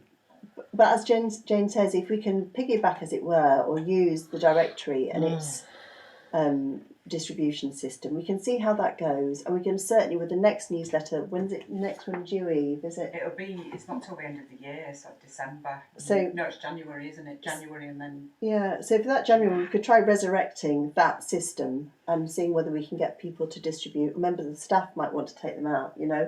We could. A lot of it was just around Bingley anyway, so it's a kind of I walk. could still do Eldwick. You could still do Eldrick, absolutely. On my walk. So. And I was saying, in addition to what you're saying, I mean, if Chris gets something in the Eldrick and Gilstead newsletter about the market, then that's maybe a way in, because we used to have an article all the time in the Eldrick and Gilstead newsletter about what was happening on Bingley Town Council. Well, Mark still writes that. Does Mark still do it? Yeah. Right, okay, but he ought to be running it past Eve, and I don't think he know does. about that. Yeah, anyway. It's all very even-handed. It doesn't say anything. I'm sure, absolutely, I know. Anyway, and if Debbie starts writing some things that go to Telegraph and Argus, then that will certainly try and help with that sort of different demographic, won't it? For the non-internet generations, I don't know if radio's worth considering. What There's BCB, I never listened to it, but Bradford Local Radio. Well, you could send them to BCB, or send them to Radio That Leeds. guy that does the Bingley Directory runs an internet radio station. Yeah. Yeah, it does. I'm damned if I can find out how to listen to it, but it's there. The detail is in the directory itself. Yeah, but I've You can't tried pick it up. I've tried everything. Oh, I got Yeah, Maybe I maybe found it's it. just not on Google. Computer. No. Google's sick of me saying, please listen to local radio or whatever it is. But Get it I on the can't get it. computer. Internet radio. So we'll ask him about that. So Sorry, go on, just can Dora. I cut? So the newsletter at the moment is only appearing on an as and when. It's no regularity to it. It's every Yeah, 6 it's months. January and June. Well, I think it. I honestly think it should revert to 4 times a year if we can do it. Well, I think we've just discussed it, the issue around resource, Donald. That's the thing. So I think as a first step, if we can try and see if we can, as a first step to investigate the directory option, so we continue with our twice a year, but we try and get something monthly in the directory on a regular basis. I think if we could try and achieve that, then that would be a big step forward. If we can't do that, then absolutely, I think we have to consider more regular printed communication, don't we? I mean, I know there have been questions about why is the precept suddenly climbing as steeply as it is, and of course one doesn't want to add to the costs, which the newsletter would, but it's a question of priorities, isn't it? Well, I mean, the answer is why this precept is rising is because the town council's funding the new toilet facility. That's why, so that's why it's going up. But you can't say that, apparently. So, that's why the council has so few reserves and why all the money that wasn't spent during COVID has been diverted into that project. So that's all the money that could have been used to alleviate the increase in the precept has been used on that. Plus, also, the council made the decision to go ahead with the building of the new Change of Places facility before it knew that it had got the £20,000 grant from the government. So it went through on the basis that it wasn't going to get the £20,000 grant, which it now has. So that money will come in and will help, but it will go back into the reserves, won't it? Well, it won't help people this year. It won't help When people this year. they're squeezed, but it will help next year. So that's why the precept's gone up. Was it £5 something? Basically, is my take on it. And has that been explained? Well, I did explain it at the council meeting, but No, publicly. no, it hasn't been publicly explained because to do that would be to incur the wrath of a lot of people. Yes. Is the problem. And it's a project. The project's costing, what is it, upwards of £60,000 or is it £65,000? Is that for the toilets as a whole, or is that for the changing places? The change For the change of places. So the thing is, you see, Tammy, is because it's been funded through capital funding like that, there was no need for a public consultation on it. The council can just decide what it's going to do. When we did the toilets and converted this building, because money was borrowed from the Public Works Loan Board, a prerequisite, an absolute, you've got to do it. You have to have a level of consultation which meets their standards. So that's what happened. There was consultation. People could come and give their views on it. And we had to demonstrate that in order to get the loan. But there hasn't been with the toilets. So with the Change of Places facility. But when it does open, facts like how much it's cost, how much it's going to cost to run, how much it's put the precept up by should be part of that. Yeah, I'm just thinking from my point of view, because I work at Hazelbeck School. So the Changing Places toilet in the centre of Bingley, which is somewhere we bring our students regularly, is just fantastic for us. I'm just thinking, could we have a selection of students from Hazelbeck for a photo opportunity, and how wonderful this new facility is? Well, certainly I suppose it's one of the things we haven't discussed. Yeah, it will be something, opening and publicity around it. We do need to. We're waiting for confirmation of completion, aren't we? Yeah. Yeah. I think it's a great idea, Tammy, absolutely, to show that people are going to use it. I think that's really, really important because there has been no proper research on usage. Yeah. The usage of the facility is not going to be monitored either, so Bingley Town Council will have no idea how many people are going to use it. As well, the people of Bingley see our students regularly because I think just about every class comes out into Bingley at least once a week.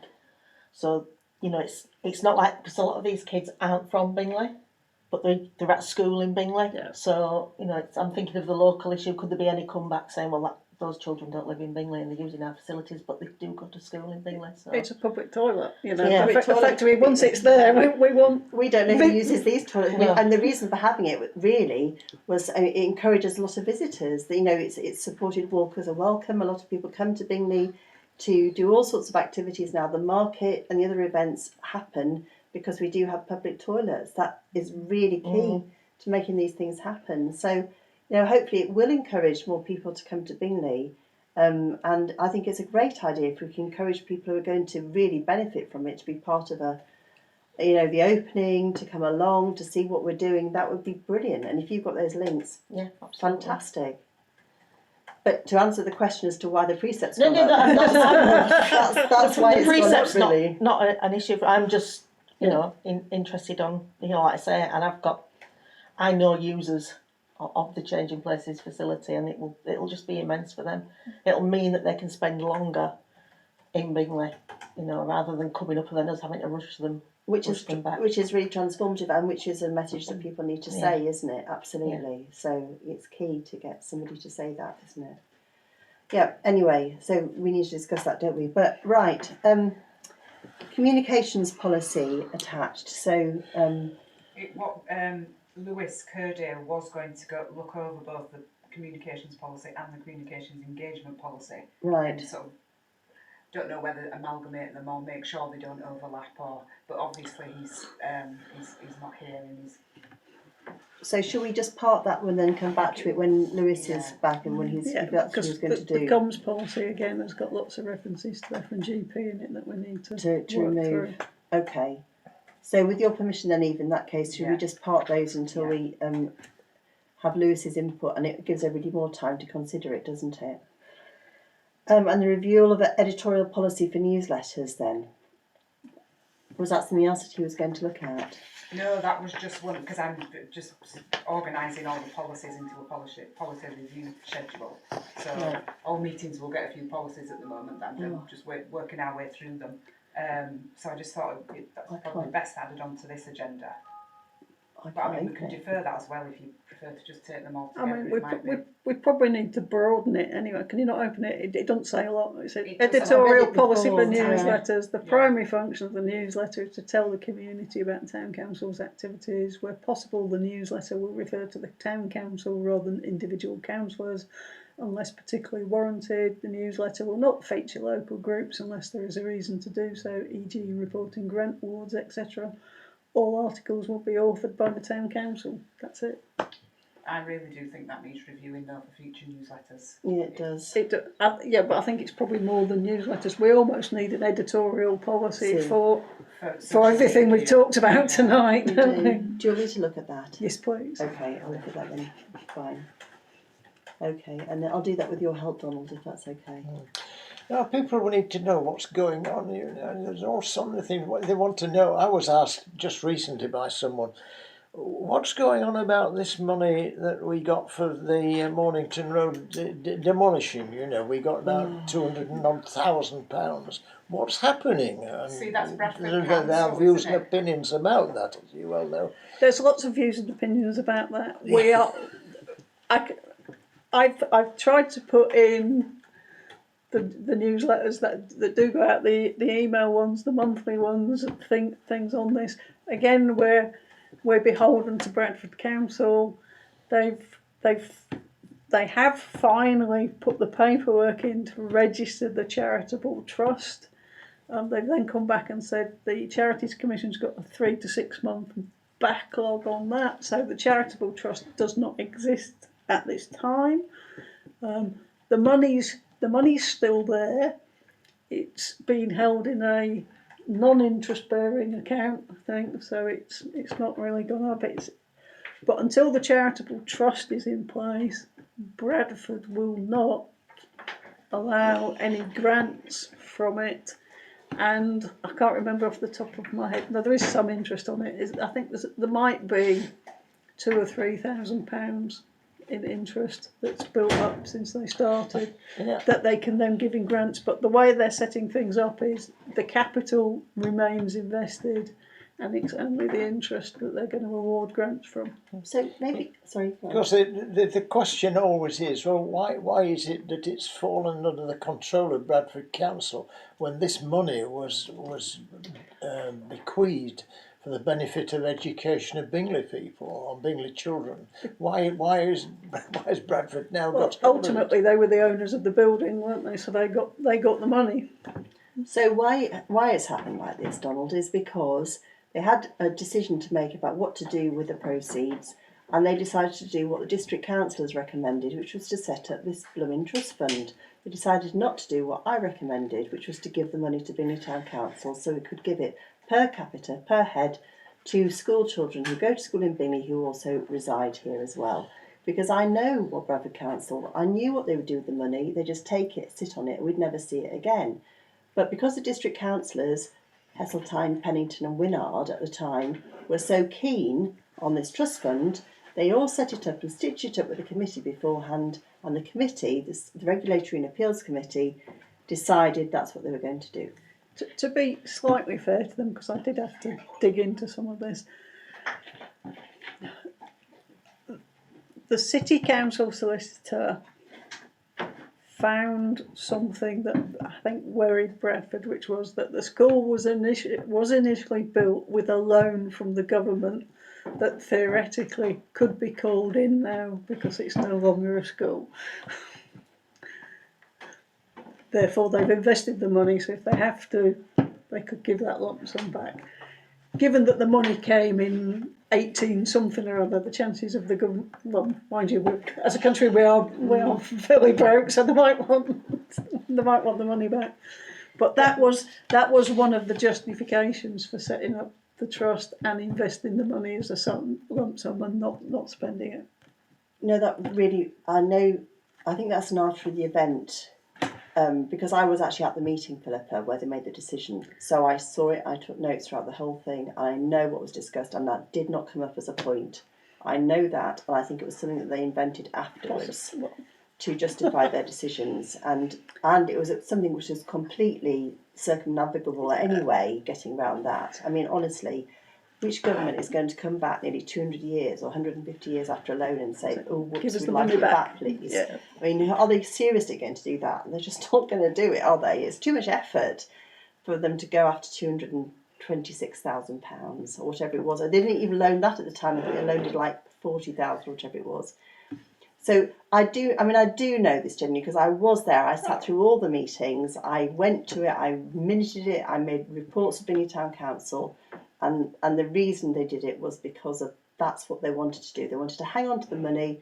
They were supposed to be meeting in Bingley to discuss their trust fund and how they were going to dole it out a few thousand at a time. That's never happened. They were going to have a representative from Bingley Town Council on the committee. That's never happened. You know, it's just never happened. It's just got sucked into Bradford Council and we'll probably never see it again. But just to finish, what happened to, that's what we need to do, don't we? We need to do a what happened to. What's happening to Bingley Pool? What's happening to Mornington Road? What's happening to all these issues? What's happening to Bingley Market? We need a kind of what's happening to update, don't we? Perhaps that's what we need. Do you think? Can I just remind you, as if you need reminding, that the Mornington Road affair was one of the first items on your agenda list when you assumed the chair in about 2016. It was, absolutely, that's right. With the fisherman's hat, with the station master's house. That's right. Because I had a fisherman's hat on, Donald.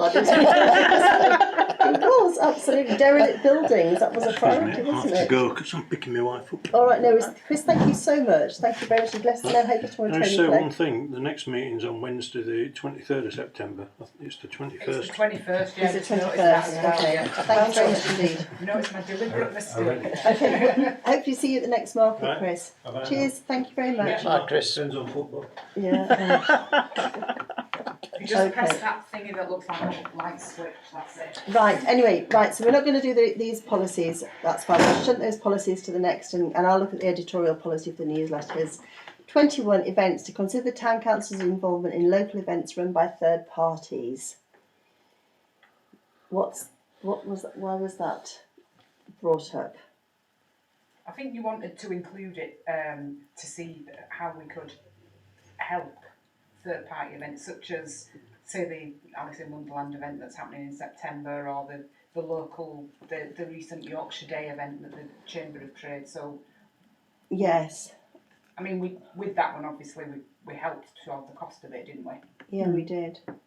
I guess the town. I mean, I suppose it was two things for me really. One is the town council turns up at these events, but it was really difficult, as it was, for example, at the Yorkshire Day thing. The two issues were one, staffing the town council stall. That was a real struggle, and the second thing was what we put on the town council stall, because those leaflets were with Lewis. There was nothing on that town council stall until I appeared at 1 o'clock. At which point, I got John to get me into the hub because he's got the keys, and we managed to get something, cobbled together, and it was fine. But we do need to be better at this. We need to be much better at it, yeah. But again, it comes down to who's going to turn up, Philippa, doesn't it? This is the issue. Any thoughts? Jane, your thoughts? I think that item also covered the thing show. We talked about that briefly, didn't we? We did last time, didn't we? I noticed that there's a for sale sign On the office. Well, there are still, the charity still exists, and there are still people there. There's 3, I think. And the handicraft committee are having what they're calling a crafternoon, where you'll go and do a workshop, 2 workshops, and then you will take something away towards the Christmas to raise money to hopefully have a much bigger event next year, like the handicraft tent is usually, with cakes and all that sort of thing. Right. But when we were talking about it last month, we were saying, could the town council do anything to help get it back off the ground and start it rolling again? There's been a lot of criticism about it not happening on Facebook. But Jane, with respect, it's lots of criticism about not happening, but who's going to do exactly, it? Exactly, that's what I wanted to put on there. Yeah, it's... Come on, Tammy. No, I have my own opinions of Bingley Show, which I'll keep strong. But yeah, exactly, if people want it to happen, people need to step up and come do it. They can't, it's no point moaning that there was nothing happening, you've got to stick your head above the parapet and get involved. It wasn't anything to do with the town council anyway, was it? I think it's more the fact that it's not happened this year, and people are worried it's not going to happen next year. And is there anything we can do to be a catalyst to make it happen? Well, the issue was, I remember before the pandemic, being invited to a meeting of the Airedale Agricultural Society that runs or has run Bingley Show for well over a century, isn't it? And they were really struggling because there was a tiny group of them who were doing all the work. In particular, one gentleman was just absolutely doing the whole thing. And they were finding it very difficult to recruit volunteers. Time has moved on now. They're a kind of analogue committee in this very digital age. And it was a very different, the people who kind of want to show their rabbits or bring their greyhounds, whatever it is, the whole thing has changed, hasn't it? And they were really struggling with it, and they had this chunk of money because they were a charity, and they were wondering what to do. And they were looking to the next year thinking, can we actually do another show? Because it had been such a burden on them to do it. And then the next year was in fact the pandemic, so it couldn't happen anyway. And I suppose it's coming out of that. They thought, well, what can we do? A lot of them were getting on, and it comes down to the problem with all things is that is something organised by people who are professional who are paid to do it, or is it organised by volunteers who give up time and energy for nothing to do it? And some events now are so big that very few people have actually got the capacity to take on that kind of organisation. So I think the best way that the town council can support people, to come back to your initial question, Jane, is by funding events through its grant scheme. So if this group that you've just talked about gets properly constituted, so it has a chair, a treasurer and a secretary, it has a bank account, it has a constitution, it can come to us and ask us for it can come to us, exactly, that's right. And you can get people at Shifting Bingley voluntary service to help you get set up for free.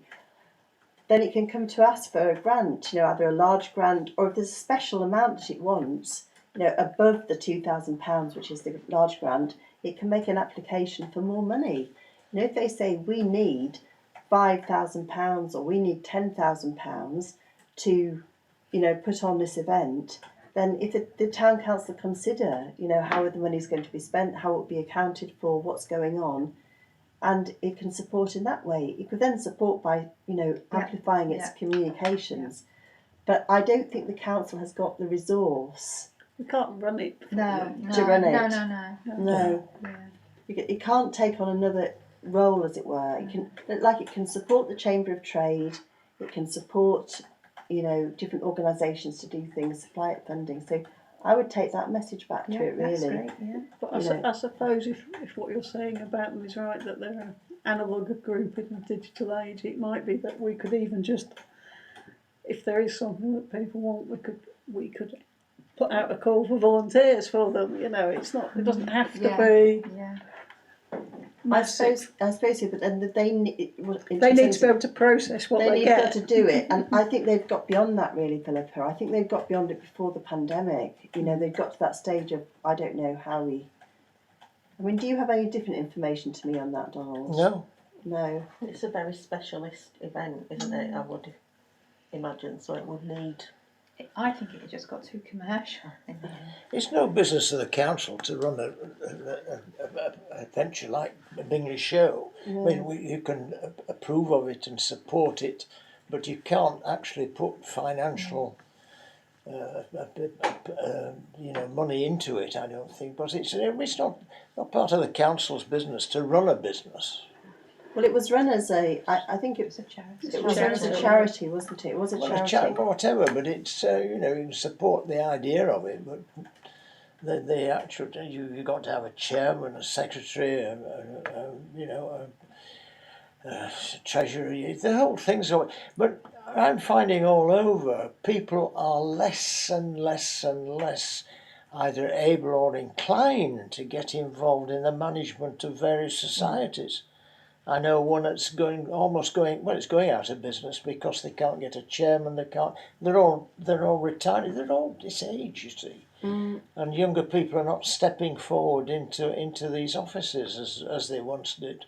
Absolutely, I think also secretaries, people who are prepared to take notes and minutes and do keep records. Really difficult. And what we also have now, we have far more of a kind of campaign-based approach to things on Facebook and the rest of it, kind of single issues, rather than groups or organisations which do a variety of different things. Yeah. And there's also the concept of the mysterious they. Oh, they've let that go down, haven't they? Why aren't they doing something about it? And I read these things. That very post that was on Being the Residents in the last couple of days about they've closed Santander and they've closed something else, and it was questioned. Who is they? Who are they? Well, was it? Yeah, I didn't see that, but it's always the mysterious they, isn't it? Who is the mysterious they? And you just go, and who is it? Yeah. People are very articulate about what they want, but often it's about commercial forces, isn't it? That's what we're at the mercy of. This is the way we organise our society. Places don't make money, they shut, don't they? That's how it is. Going back to Bingley Show, as we've said, we're in a very different world to what we were when Bingley Show was at its height, and there is also, and as you said, it's become very commercial. But there's also the issue, and this is me speaking from my heart. So the animal welfare issue, that people are much more likely now to not support these events because the rabbits are in cages for hours in a hot tent and the cattle are. So there's a potential there for it to be a little bit controversial as well, which is, I think, something that needs to just be kept in the back of the council's mind if it was to support something like that. The handicrafts, bob on. Well, I think that's I think that's an area which is expanding. A lot of people are very keen on that, aren't they? I'd like to see like a handicraft weekend. The whole of Bingley was involved and things were going on in all the shops. Like when the Otley Music live weekend. There was live music everywhere. The restaurants, the Greek restaurant had a Greek musician playing Greek music. There was a brass band somewhere else. And every corner you turned, there was different music. It was fantastic. It was buzzing.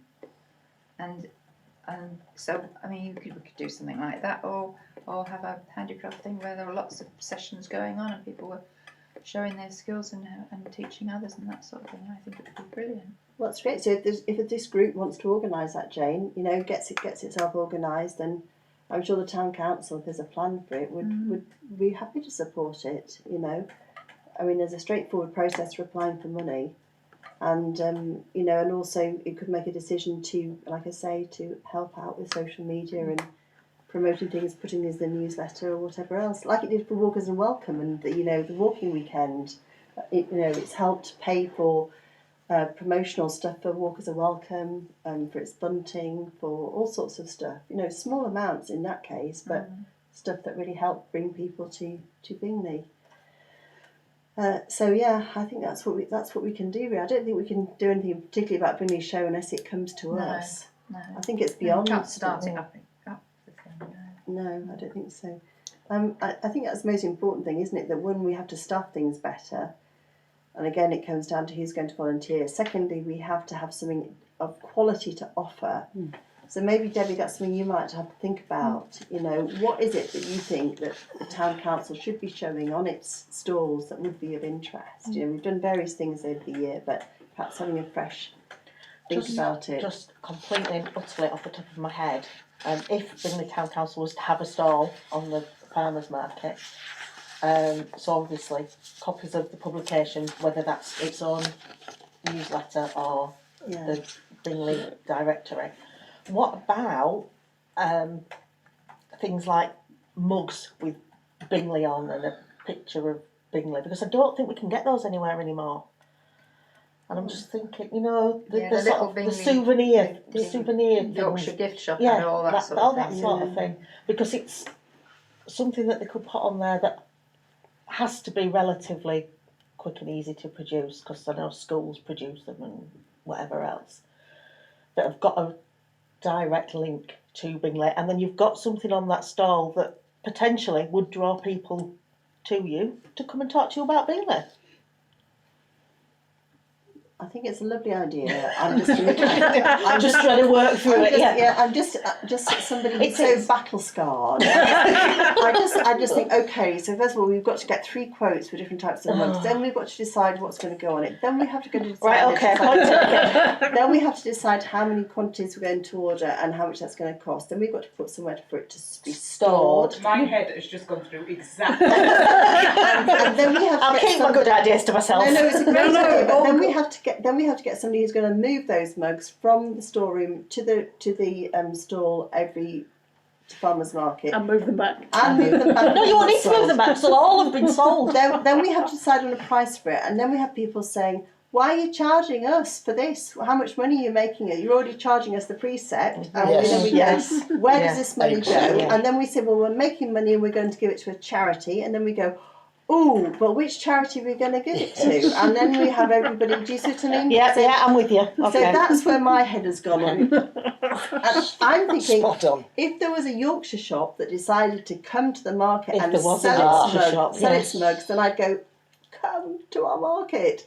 Tammy, if you want to get 100 mugs, have a Yorkshire mug. Yeah, I'll have my Yorkshire stall. You're very welcome." I'll sit me dad with a flat cap on the corner, traditional. With his whippet. Ye olde well, it's a Shih Tzu, but So, but I think that would be brilliant. But you bring me to my second point, which is I think we could maybe do something which came out of that meeting with the lady from whoever it was, Bradford Markets, about people not knowing how it is that they could have a stall on the market. People not knowing about how they go about renting out that market space if they want to do it. Maybe our job is to make it easier and just give some information about, if you want a stall at Bingley Market, this is what you do. If you've got a great idea, like you want to sell Bingley mugs, how do you do it cheaply and easily? What do you need to do? What's involved in getting public liability? What's involved in writing a risk assessment, which was somebody else's barrier to being a performer? What's involved in a risk assessment?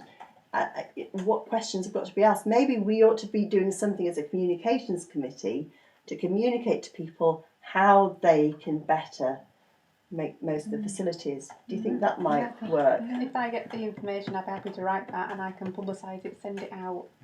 Fantastic. Do you want to bring that back to the next meeting then? Yeah, if someone sends me the basics, I'll put something together. Yeah, no worries, that's great. I'll send you something on risk assessments because Yeah. I spent a lifetime writing risk assessments, and we can certainly do something. And we can maybe then either create something or even have a mini on our town council stall. You know, we can do something that could go on our stall, couldn't it? How to have a stall like this, and we can show people this is what public liability insurance is, and this is where you get it from, or there are other suppliers. You know, this is how much it's likely to cost. This is how you get a market stall. This is what you need to do. Yeah. Right, let's do that then. Fine. Any other thing about events? I've got one thing which possibly not absolutely not for tonight, but probably for future meetings, because I know we've discussed it elsewhere, which is how does Bingley take advantage of and get involved in the City of Culture 2025? Sorry, you get involved in what? City of Culture 2025. So Bradford are going to get a shed load of money, and we need to ensure that there are some events in Bingley that bring some of that here and get some of that advantage. It's got to sit somewhere in the council, and at the moment this probably is the most appropriate committee. Just as background, we have written to Bradford. We wrote to them and said, "Great that you've got it. How can we take part?" And they are currently recruiting a group of people, so we're waiting for that. Then they said they will engage with us. Just had a music festival, was it? 26,000 people came, according to the paper. And it's on for next year with even bigger names. Bingley Weekender, yes. I don't know if that's part of Bradford 2025 though. That's It's a private company. That's a private event, isn't it? Well, I suppose so. Oh, are you talking about promoting one per se?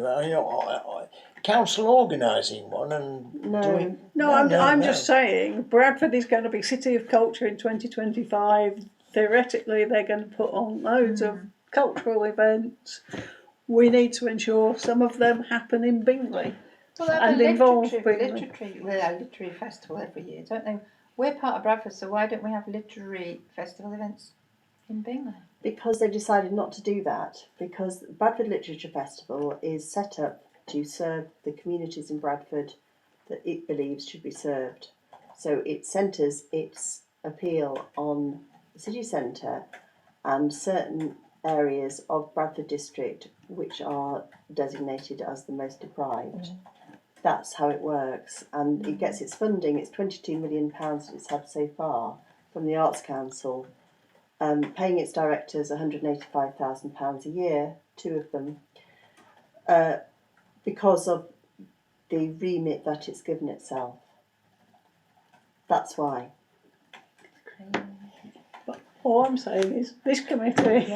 So the council's already written to Bradford 2025 and it's had no reply. No, we've had a reply that says, "Thank you. We're putting together a team which will put together whatever the programme's going to be. Once they're in place, we'll be back in contact." So what more can we do, Philippa? Well, nothing at this point. I just want to get it on people's radar and agenda. And if people have good ideas for what could or should happen in Bingley, then we should start to. Did you have a workshop? Yes. After my cup suggestion. I feel terrible. I just feel really mean. I'll get over it. No, honestly, I feel really mean about that because it's nice. No, but you've got the experience, so you can. I come in with my I'm wild and crazy ideas, and you can reel me me back in. A while ago, there was a canal festival. Yes. Yes. Now Canal Heritage. Yes. I'm thinking Bingley, culture of Bingley, which is part of Bradford. So the Five Rise Locks, huge thing. Shall I shut up again? No. One of the things we as a council are trying to do is work with Bradford to redo the brown signs around here, put some way markers down the high street to direct people over things. And I know that one of the things that CRT are looking at is celebrating the 250th anniversary of the opening of the locks, which is in March 2024. So it precedes 2025, which is a bit of a shame. But one of my plans was we were going to put these painted markers down the pavement. I want to go back to Bradford and say, can we go a bit upmarket on these? And because we talked about, could they be, you go some places and it's like bronze inserts. Could we have something a bit more long lasting? No idea whether that will fly. But I think there will be things around that will happen in 2024. Well, I think to build on that. Sorry, Tammy, go on. You were talking. No, that's fine. The only other thing I can think Bingley's famous for is its nights out on a Friday, but that's not really the sort of thing that could be promoted properly. So. Well, I don't know. I mean, I drive past, Bingley Operatic Society. Yeah. Not my bag at all. But I don't know if there's something there. I do have a contact at Bingley Little Theatre as well, if that's. Well, absolutely. We do. I mean, the council is in contact. I mean, the council's given funding to Bingley Arts Centre, but I think that's really important. I mean, I think it's about writing to Bradford Council again and saying, after further consideration, we really want to promote Bingley's heritage, in particular its canals, the Five Rise Locks, which is really overlooked. It's Victorian swimming pool. Yeah, it's it's 1929, wasn't it? And it's it's mills and it's culture. So we want to promote all that. We can go back to them specifically. We can say also we want venues across Bingley to be used, like the Arts Centre, the larger church halls across the community spaces, across the indoors and outdoors, because we've got massive, like the parks and the rest of it. So we really want to make sure that Bingley's included. But I think we need to come up with what the vague. Give them some ideas, otherwise as to what they could. Bingley will just get pushed under the carpet, won't it? Well, so whether if it is the mills and. Well, I think the locks, as Tammy said, I think the locks and the Five Rise, that is really important to promote that culture, isn't it? I think it's important to promote the history of Bingley. Well, it is cultural and it's there. Yeah. So and also with this, the Photographic Society is fantastic, isn't it? I mean, Bingley Photography Society does some brilliant work, and there's some wonderful exhibitions at the Arts Centre of really talented people.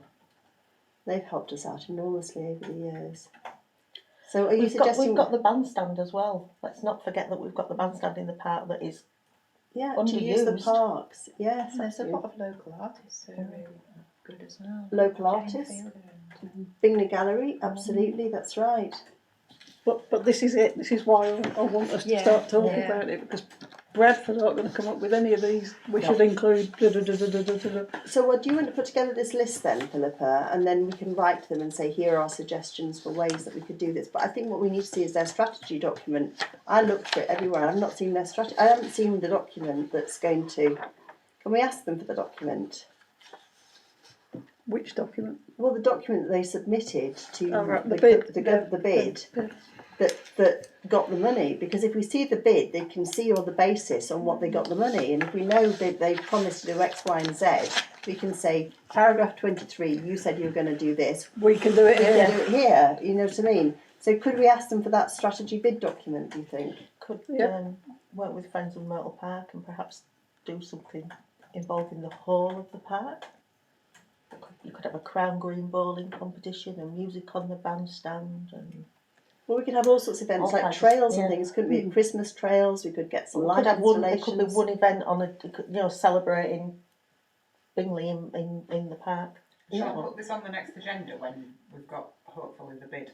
Well, could we ask? Yes, if we write to Bradford Council and ask them for the bid that has the document, the bid document or documents that led to Bradford's successful. To feed into the next or the meeting. Because then we can see, can't we, what they've promised, and if we know what they've promised, then we can help them deliver on their promises, can't we? So, is that everything, everybody?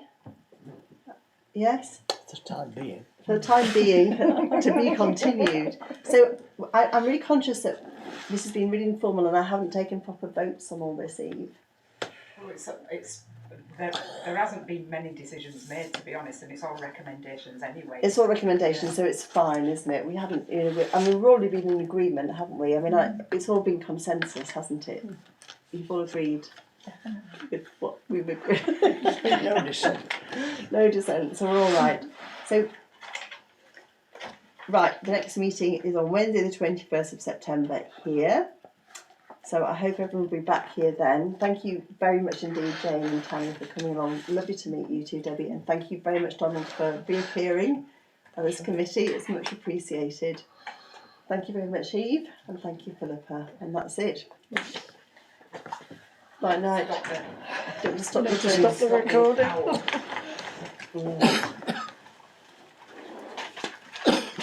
So April Chamberlain said she would like to be a part of this committee. Oh, well, if you'd like to come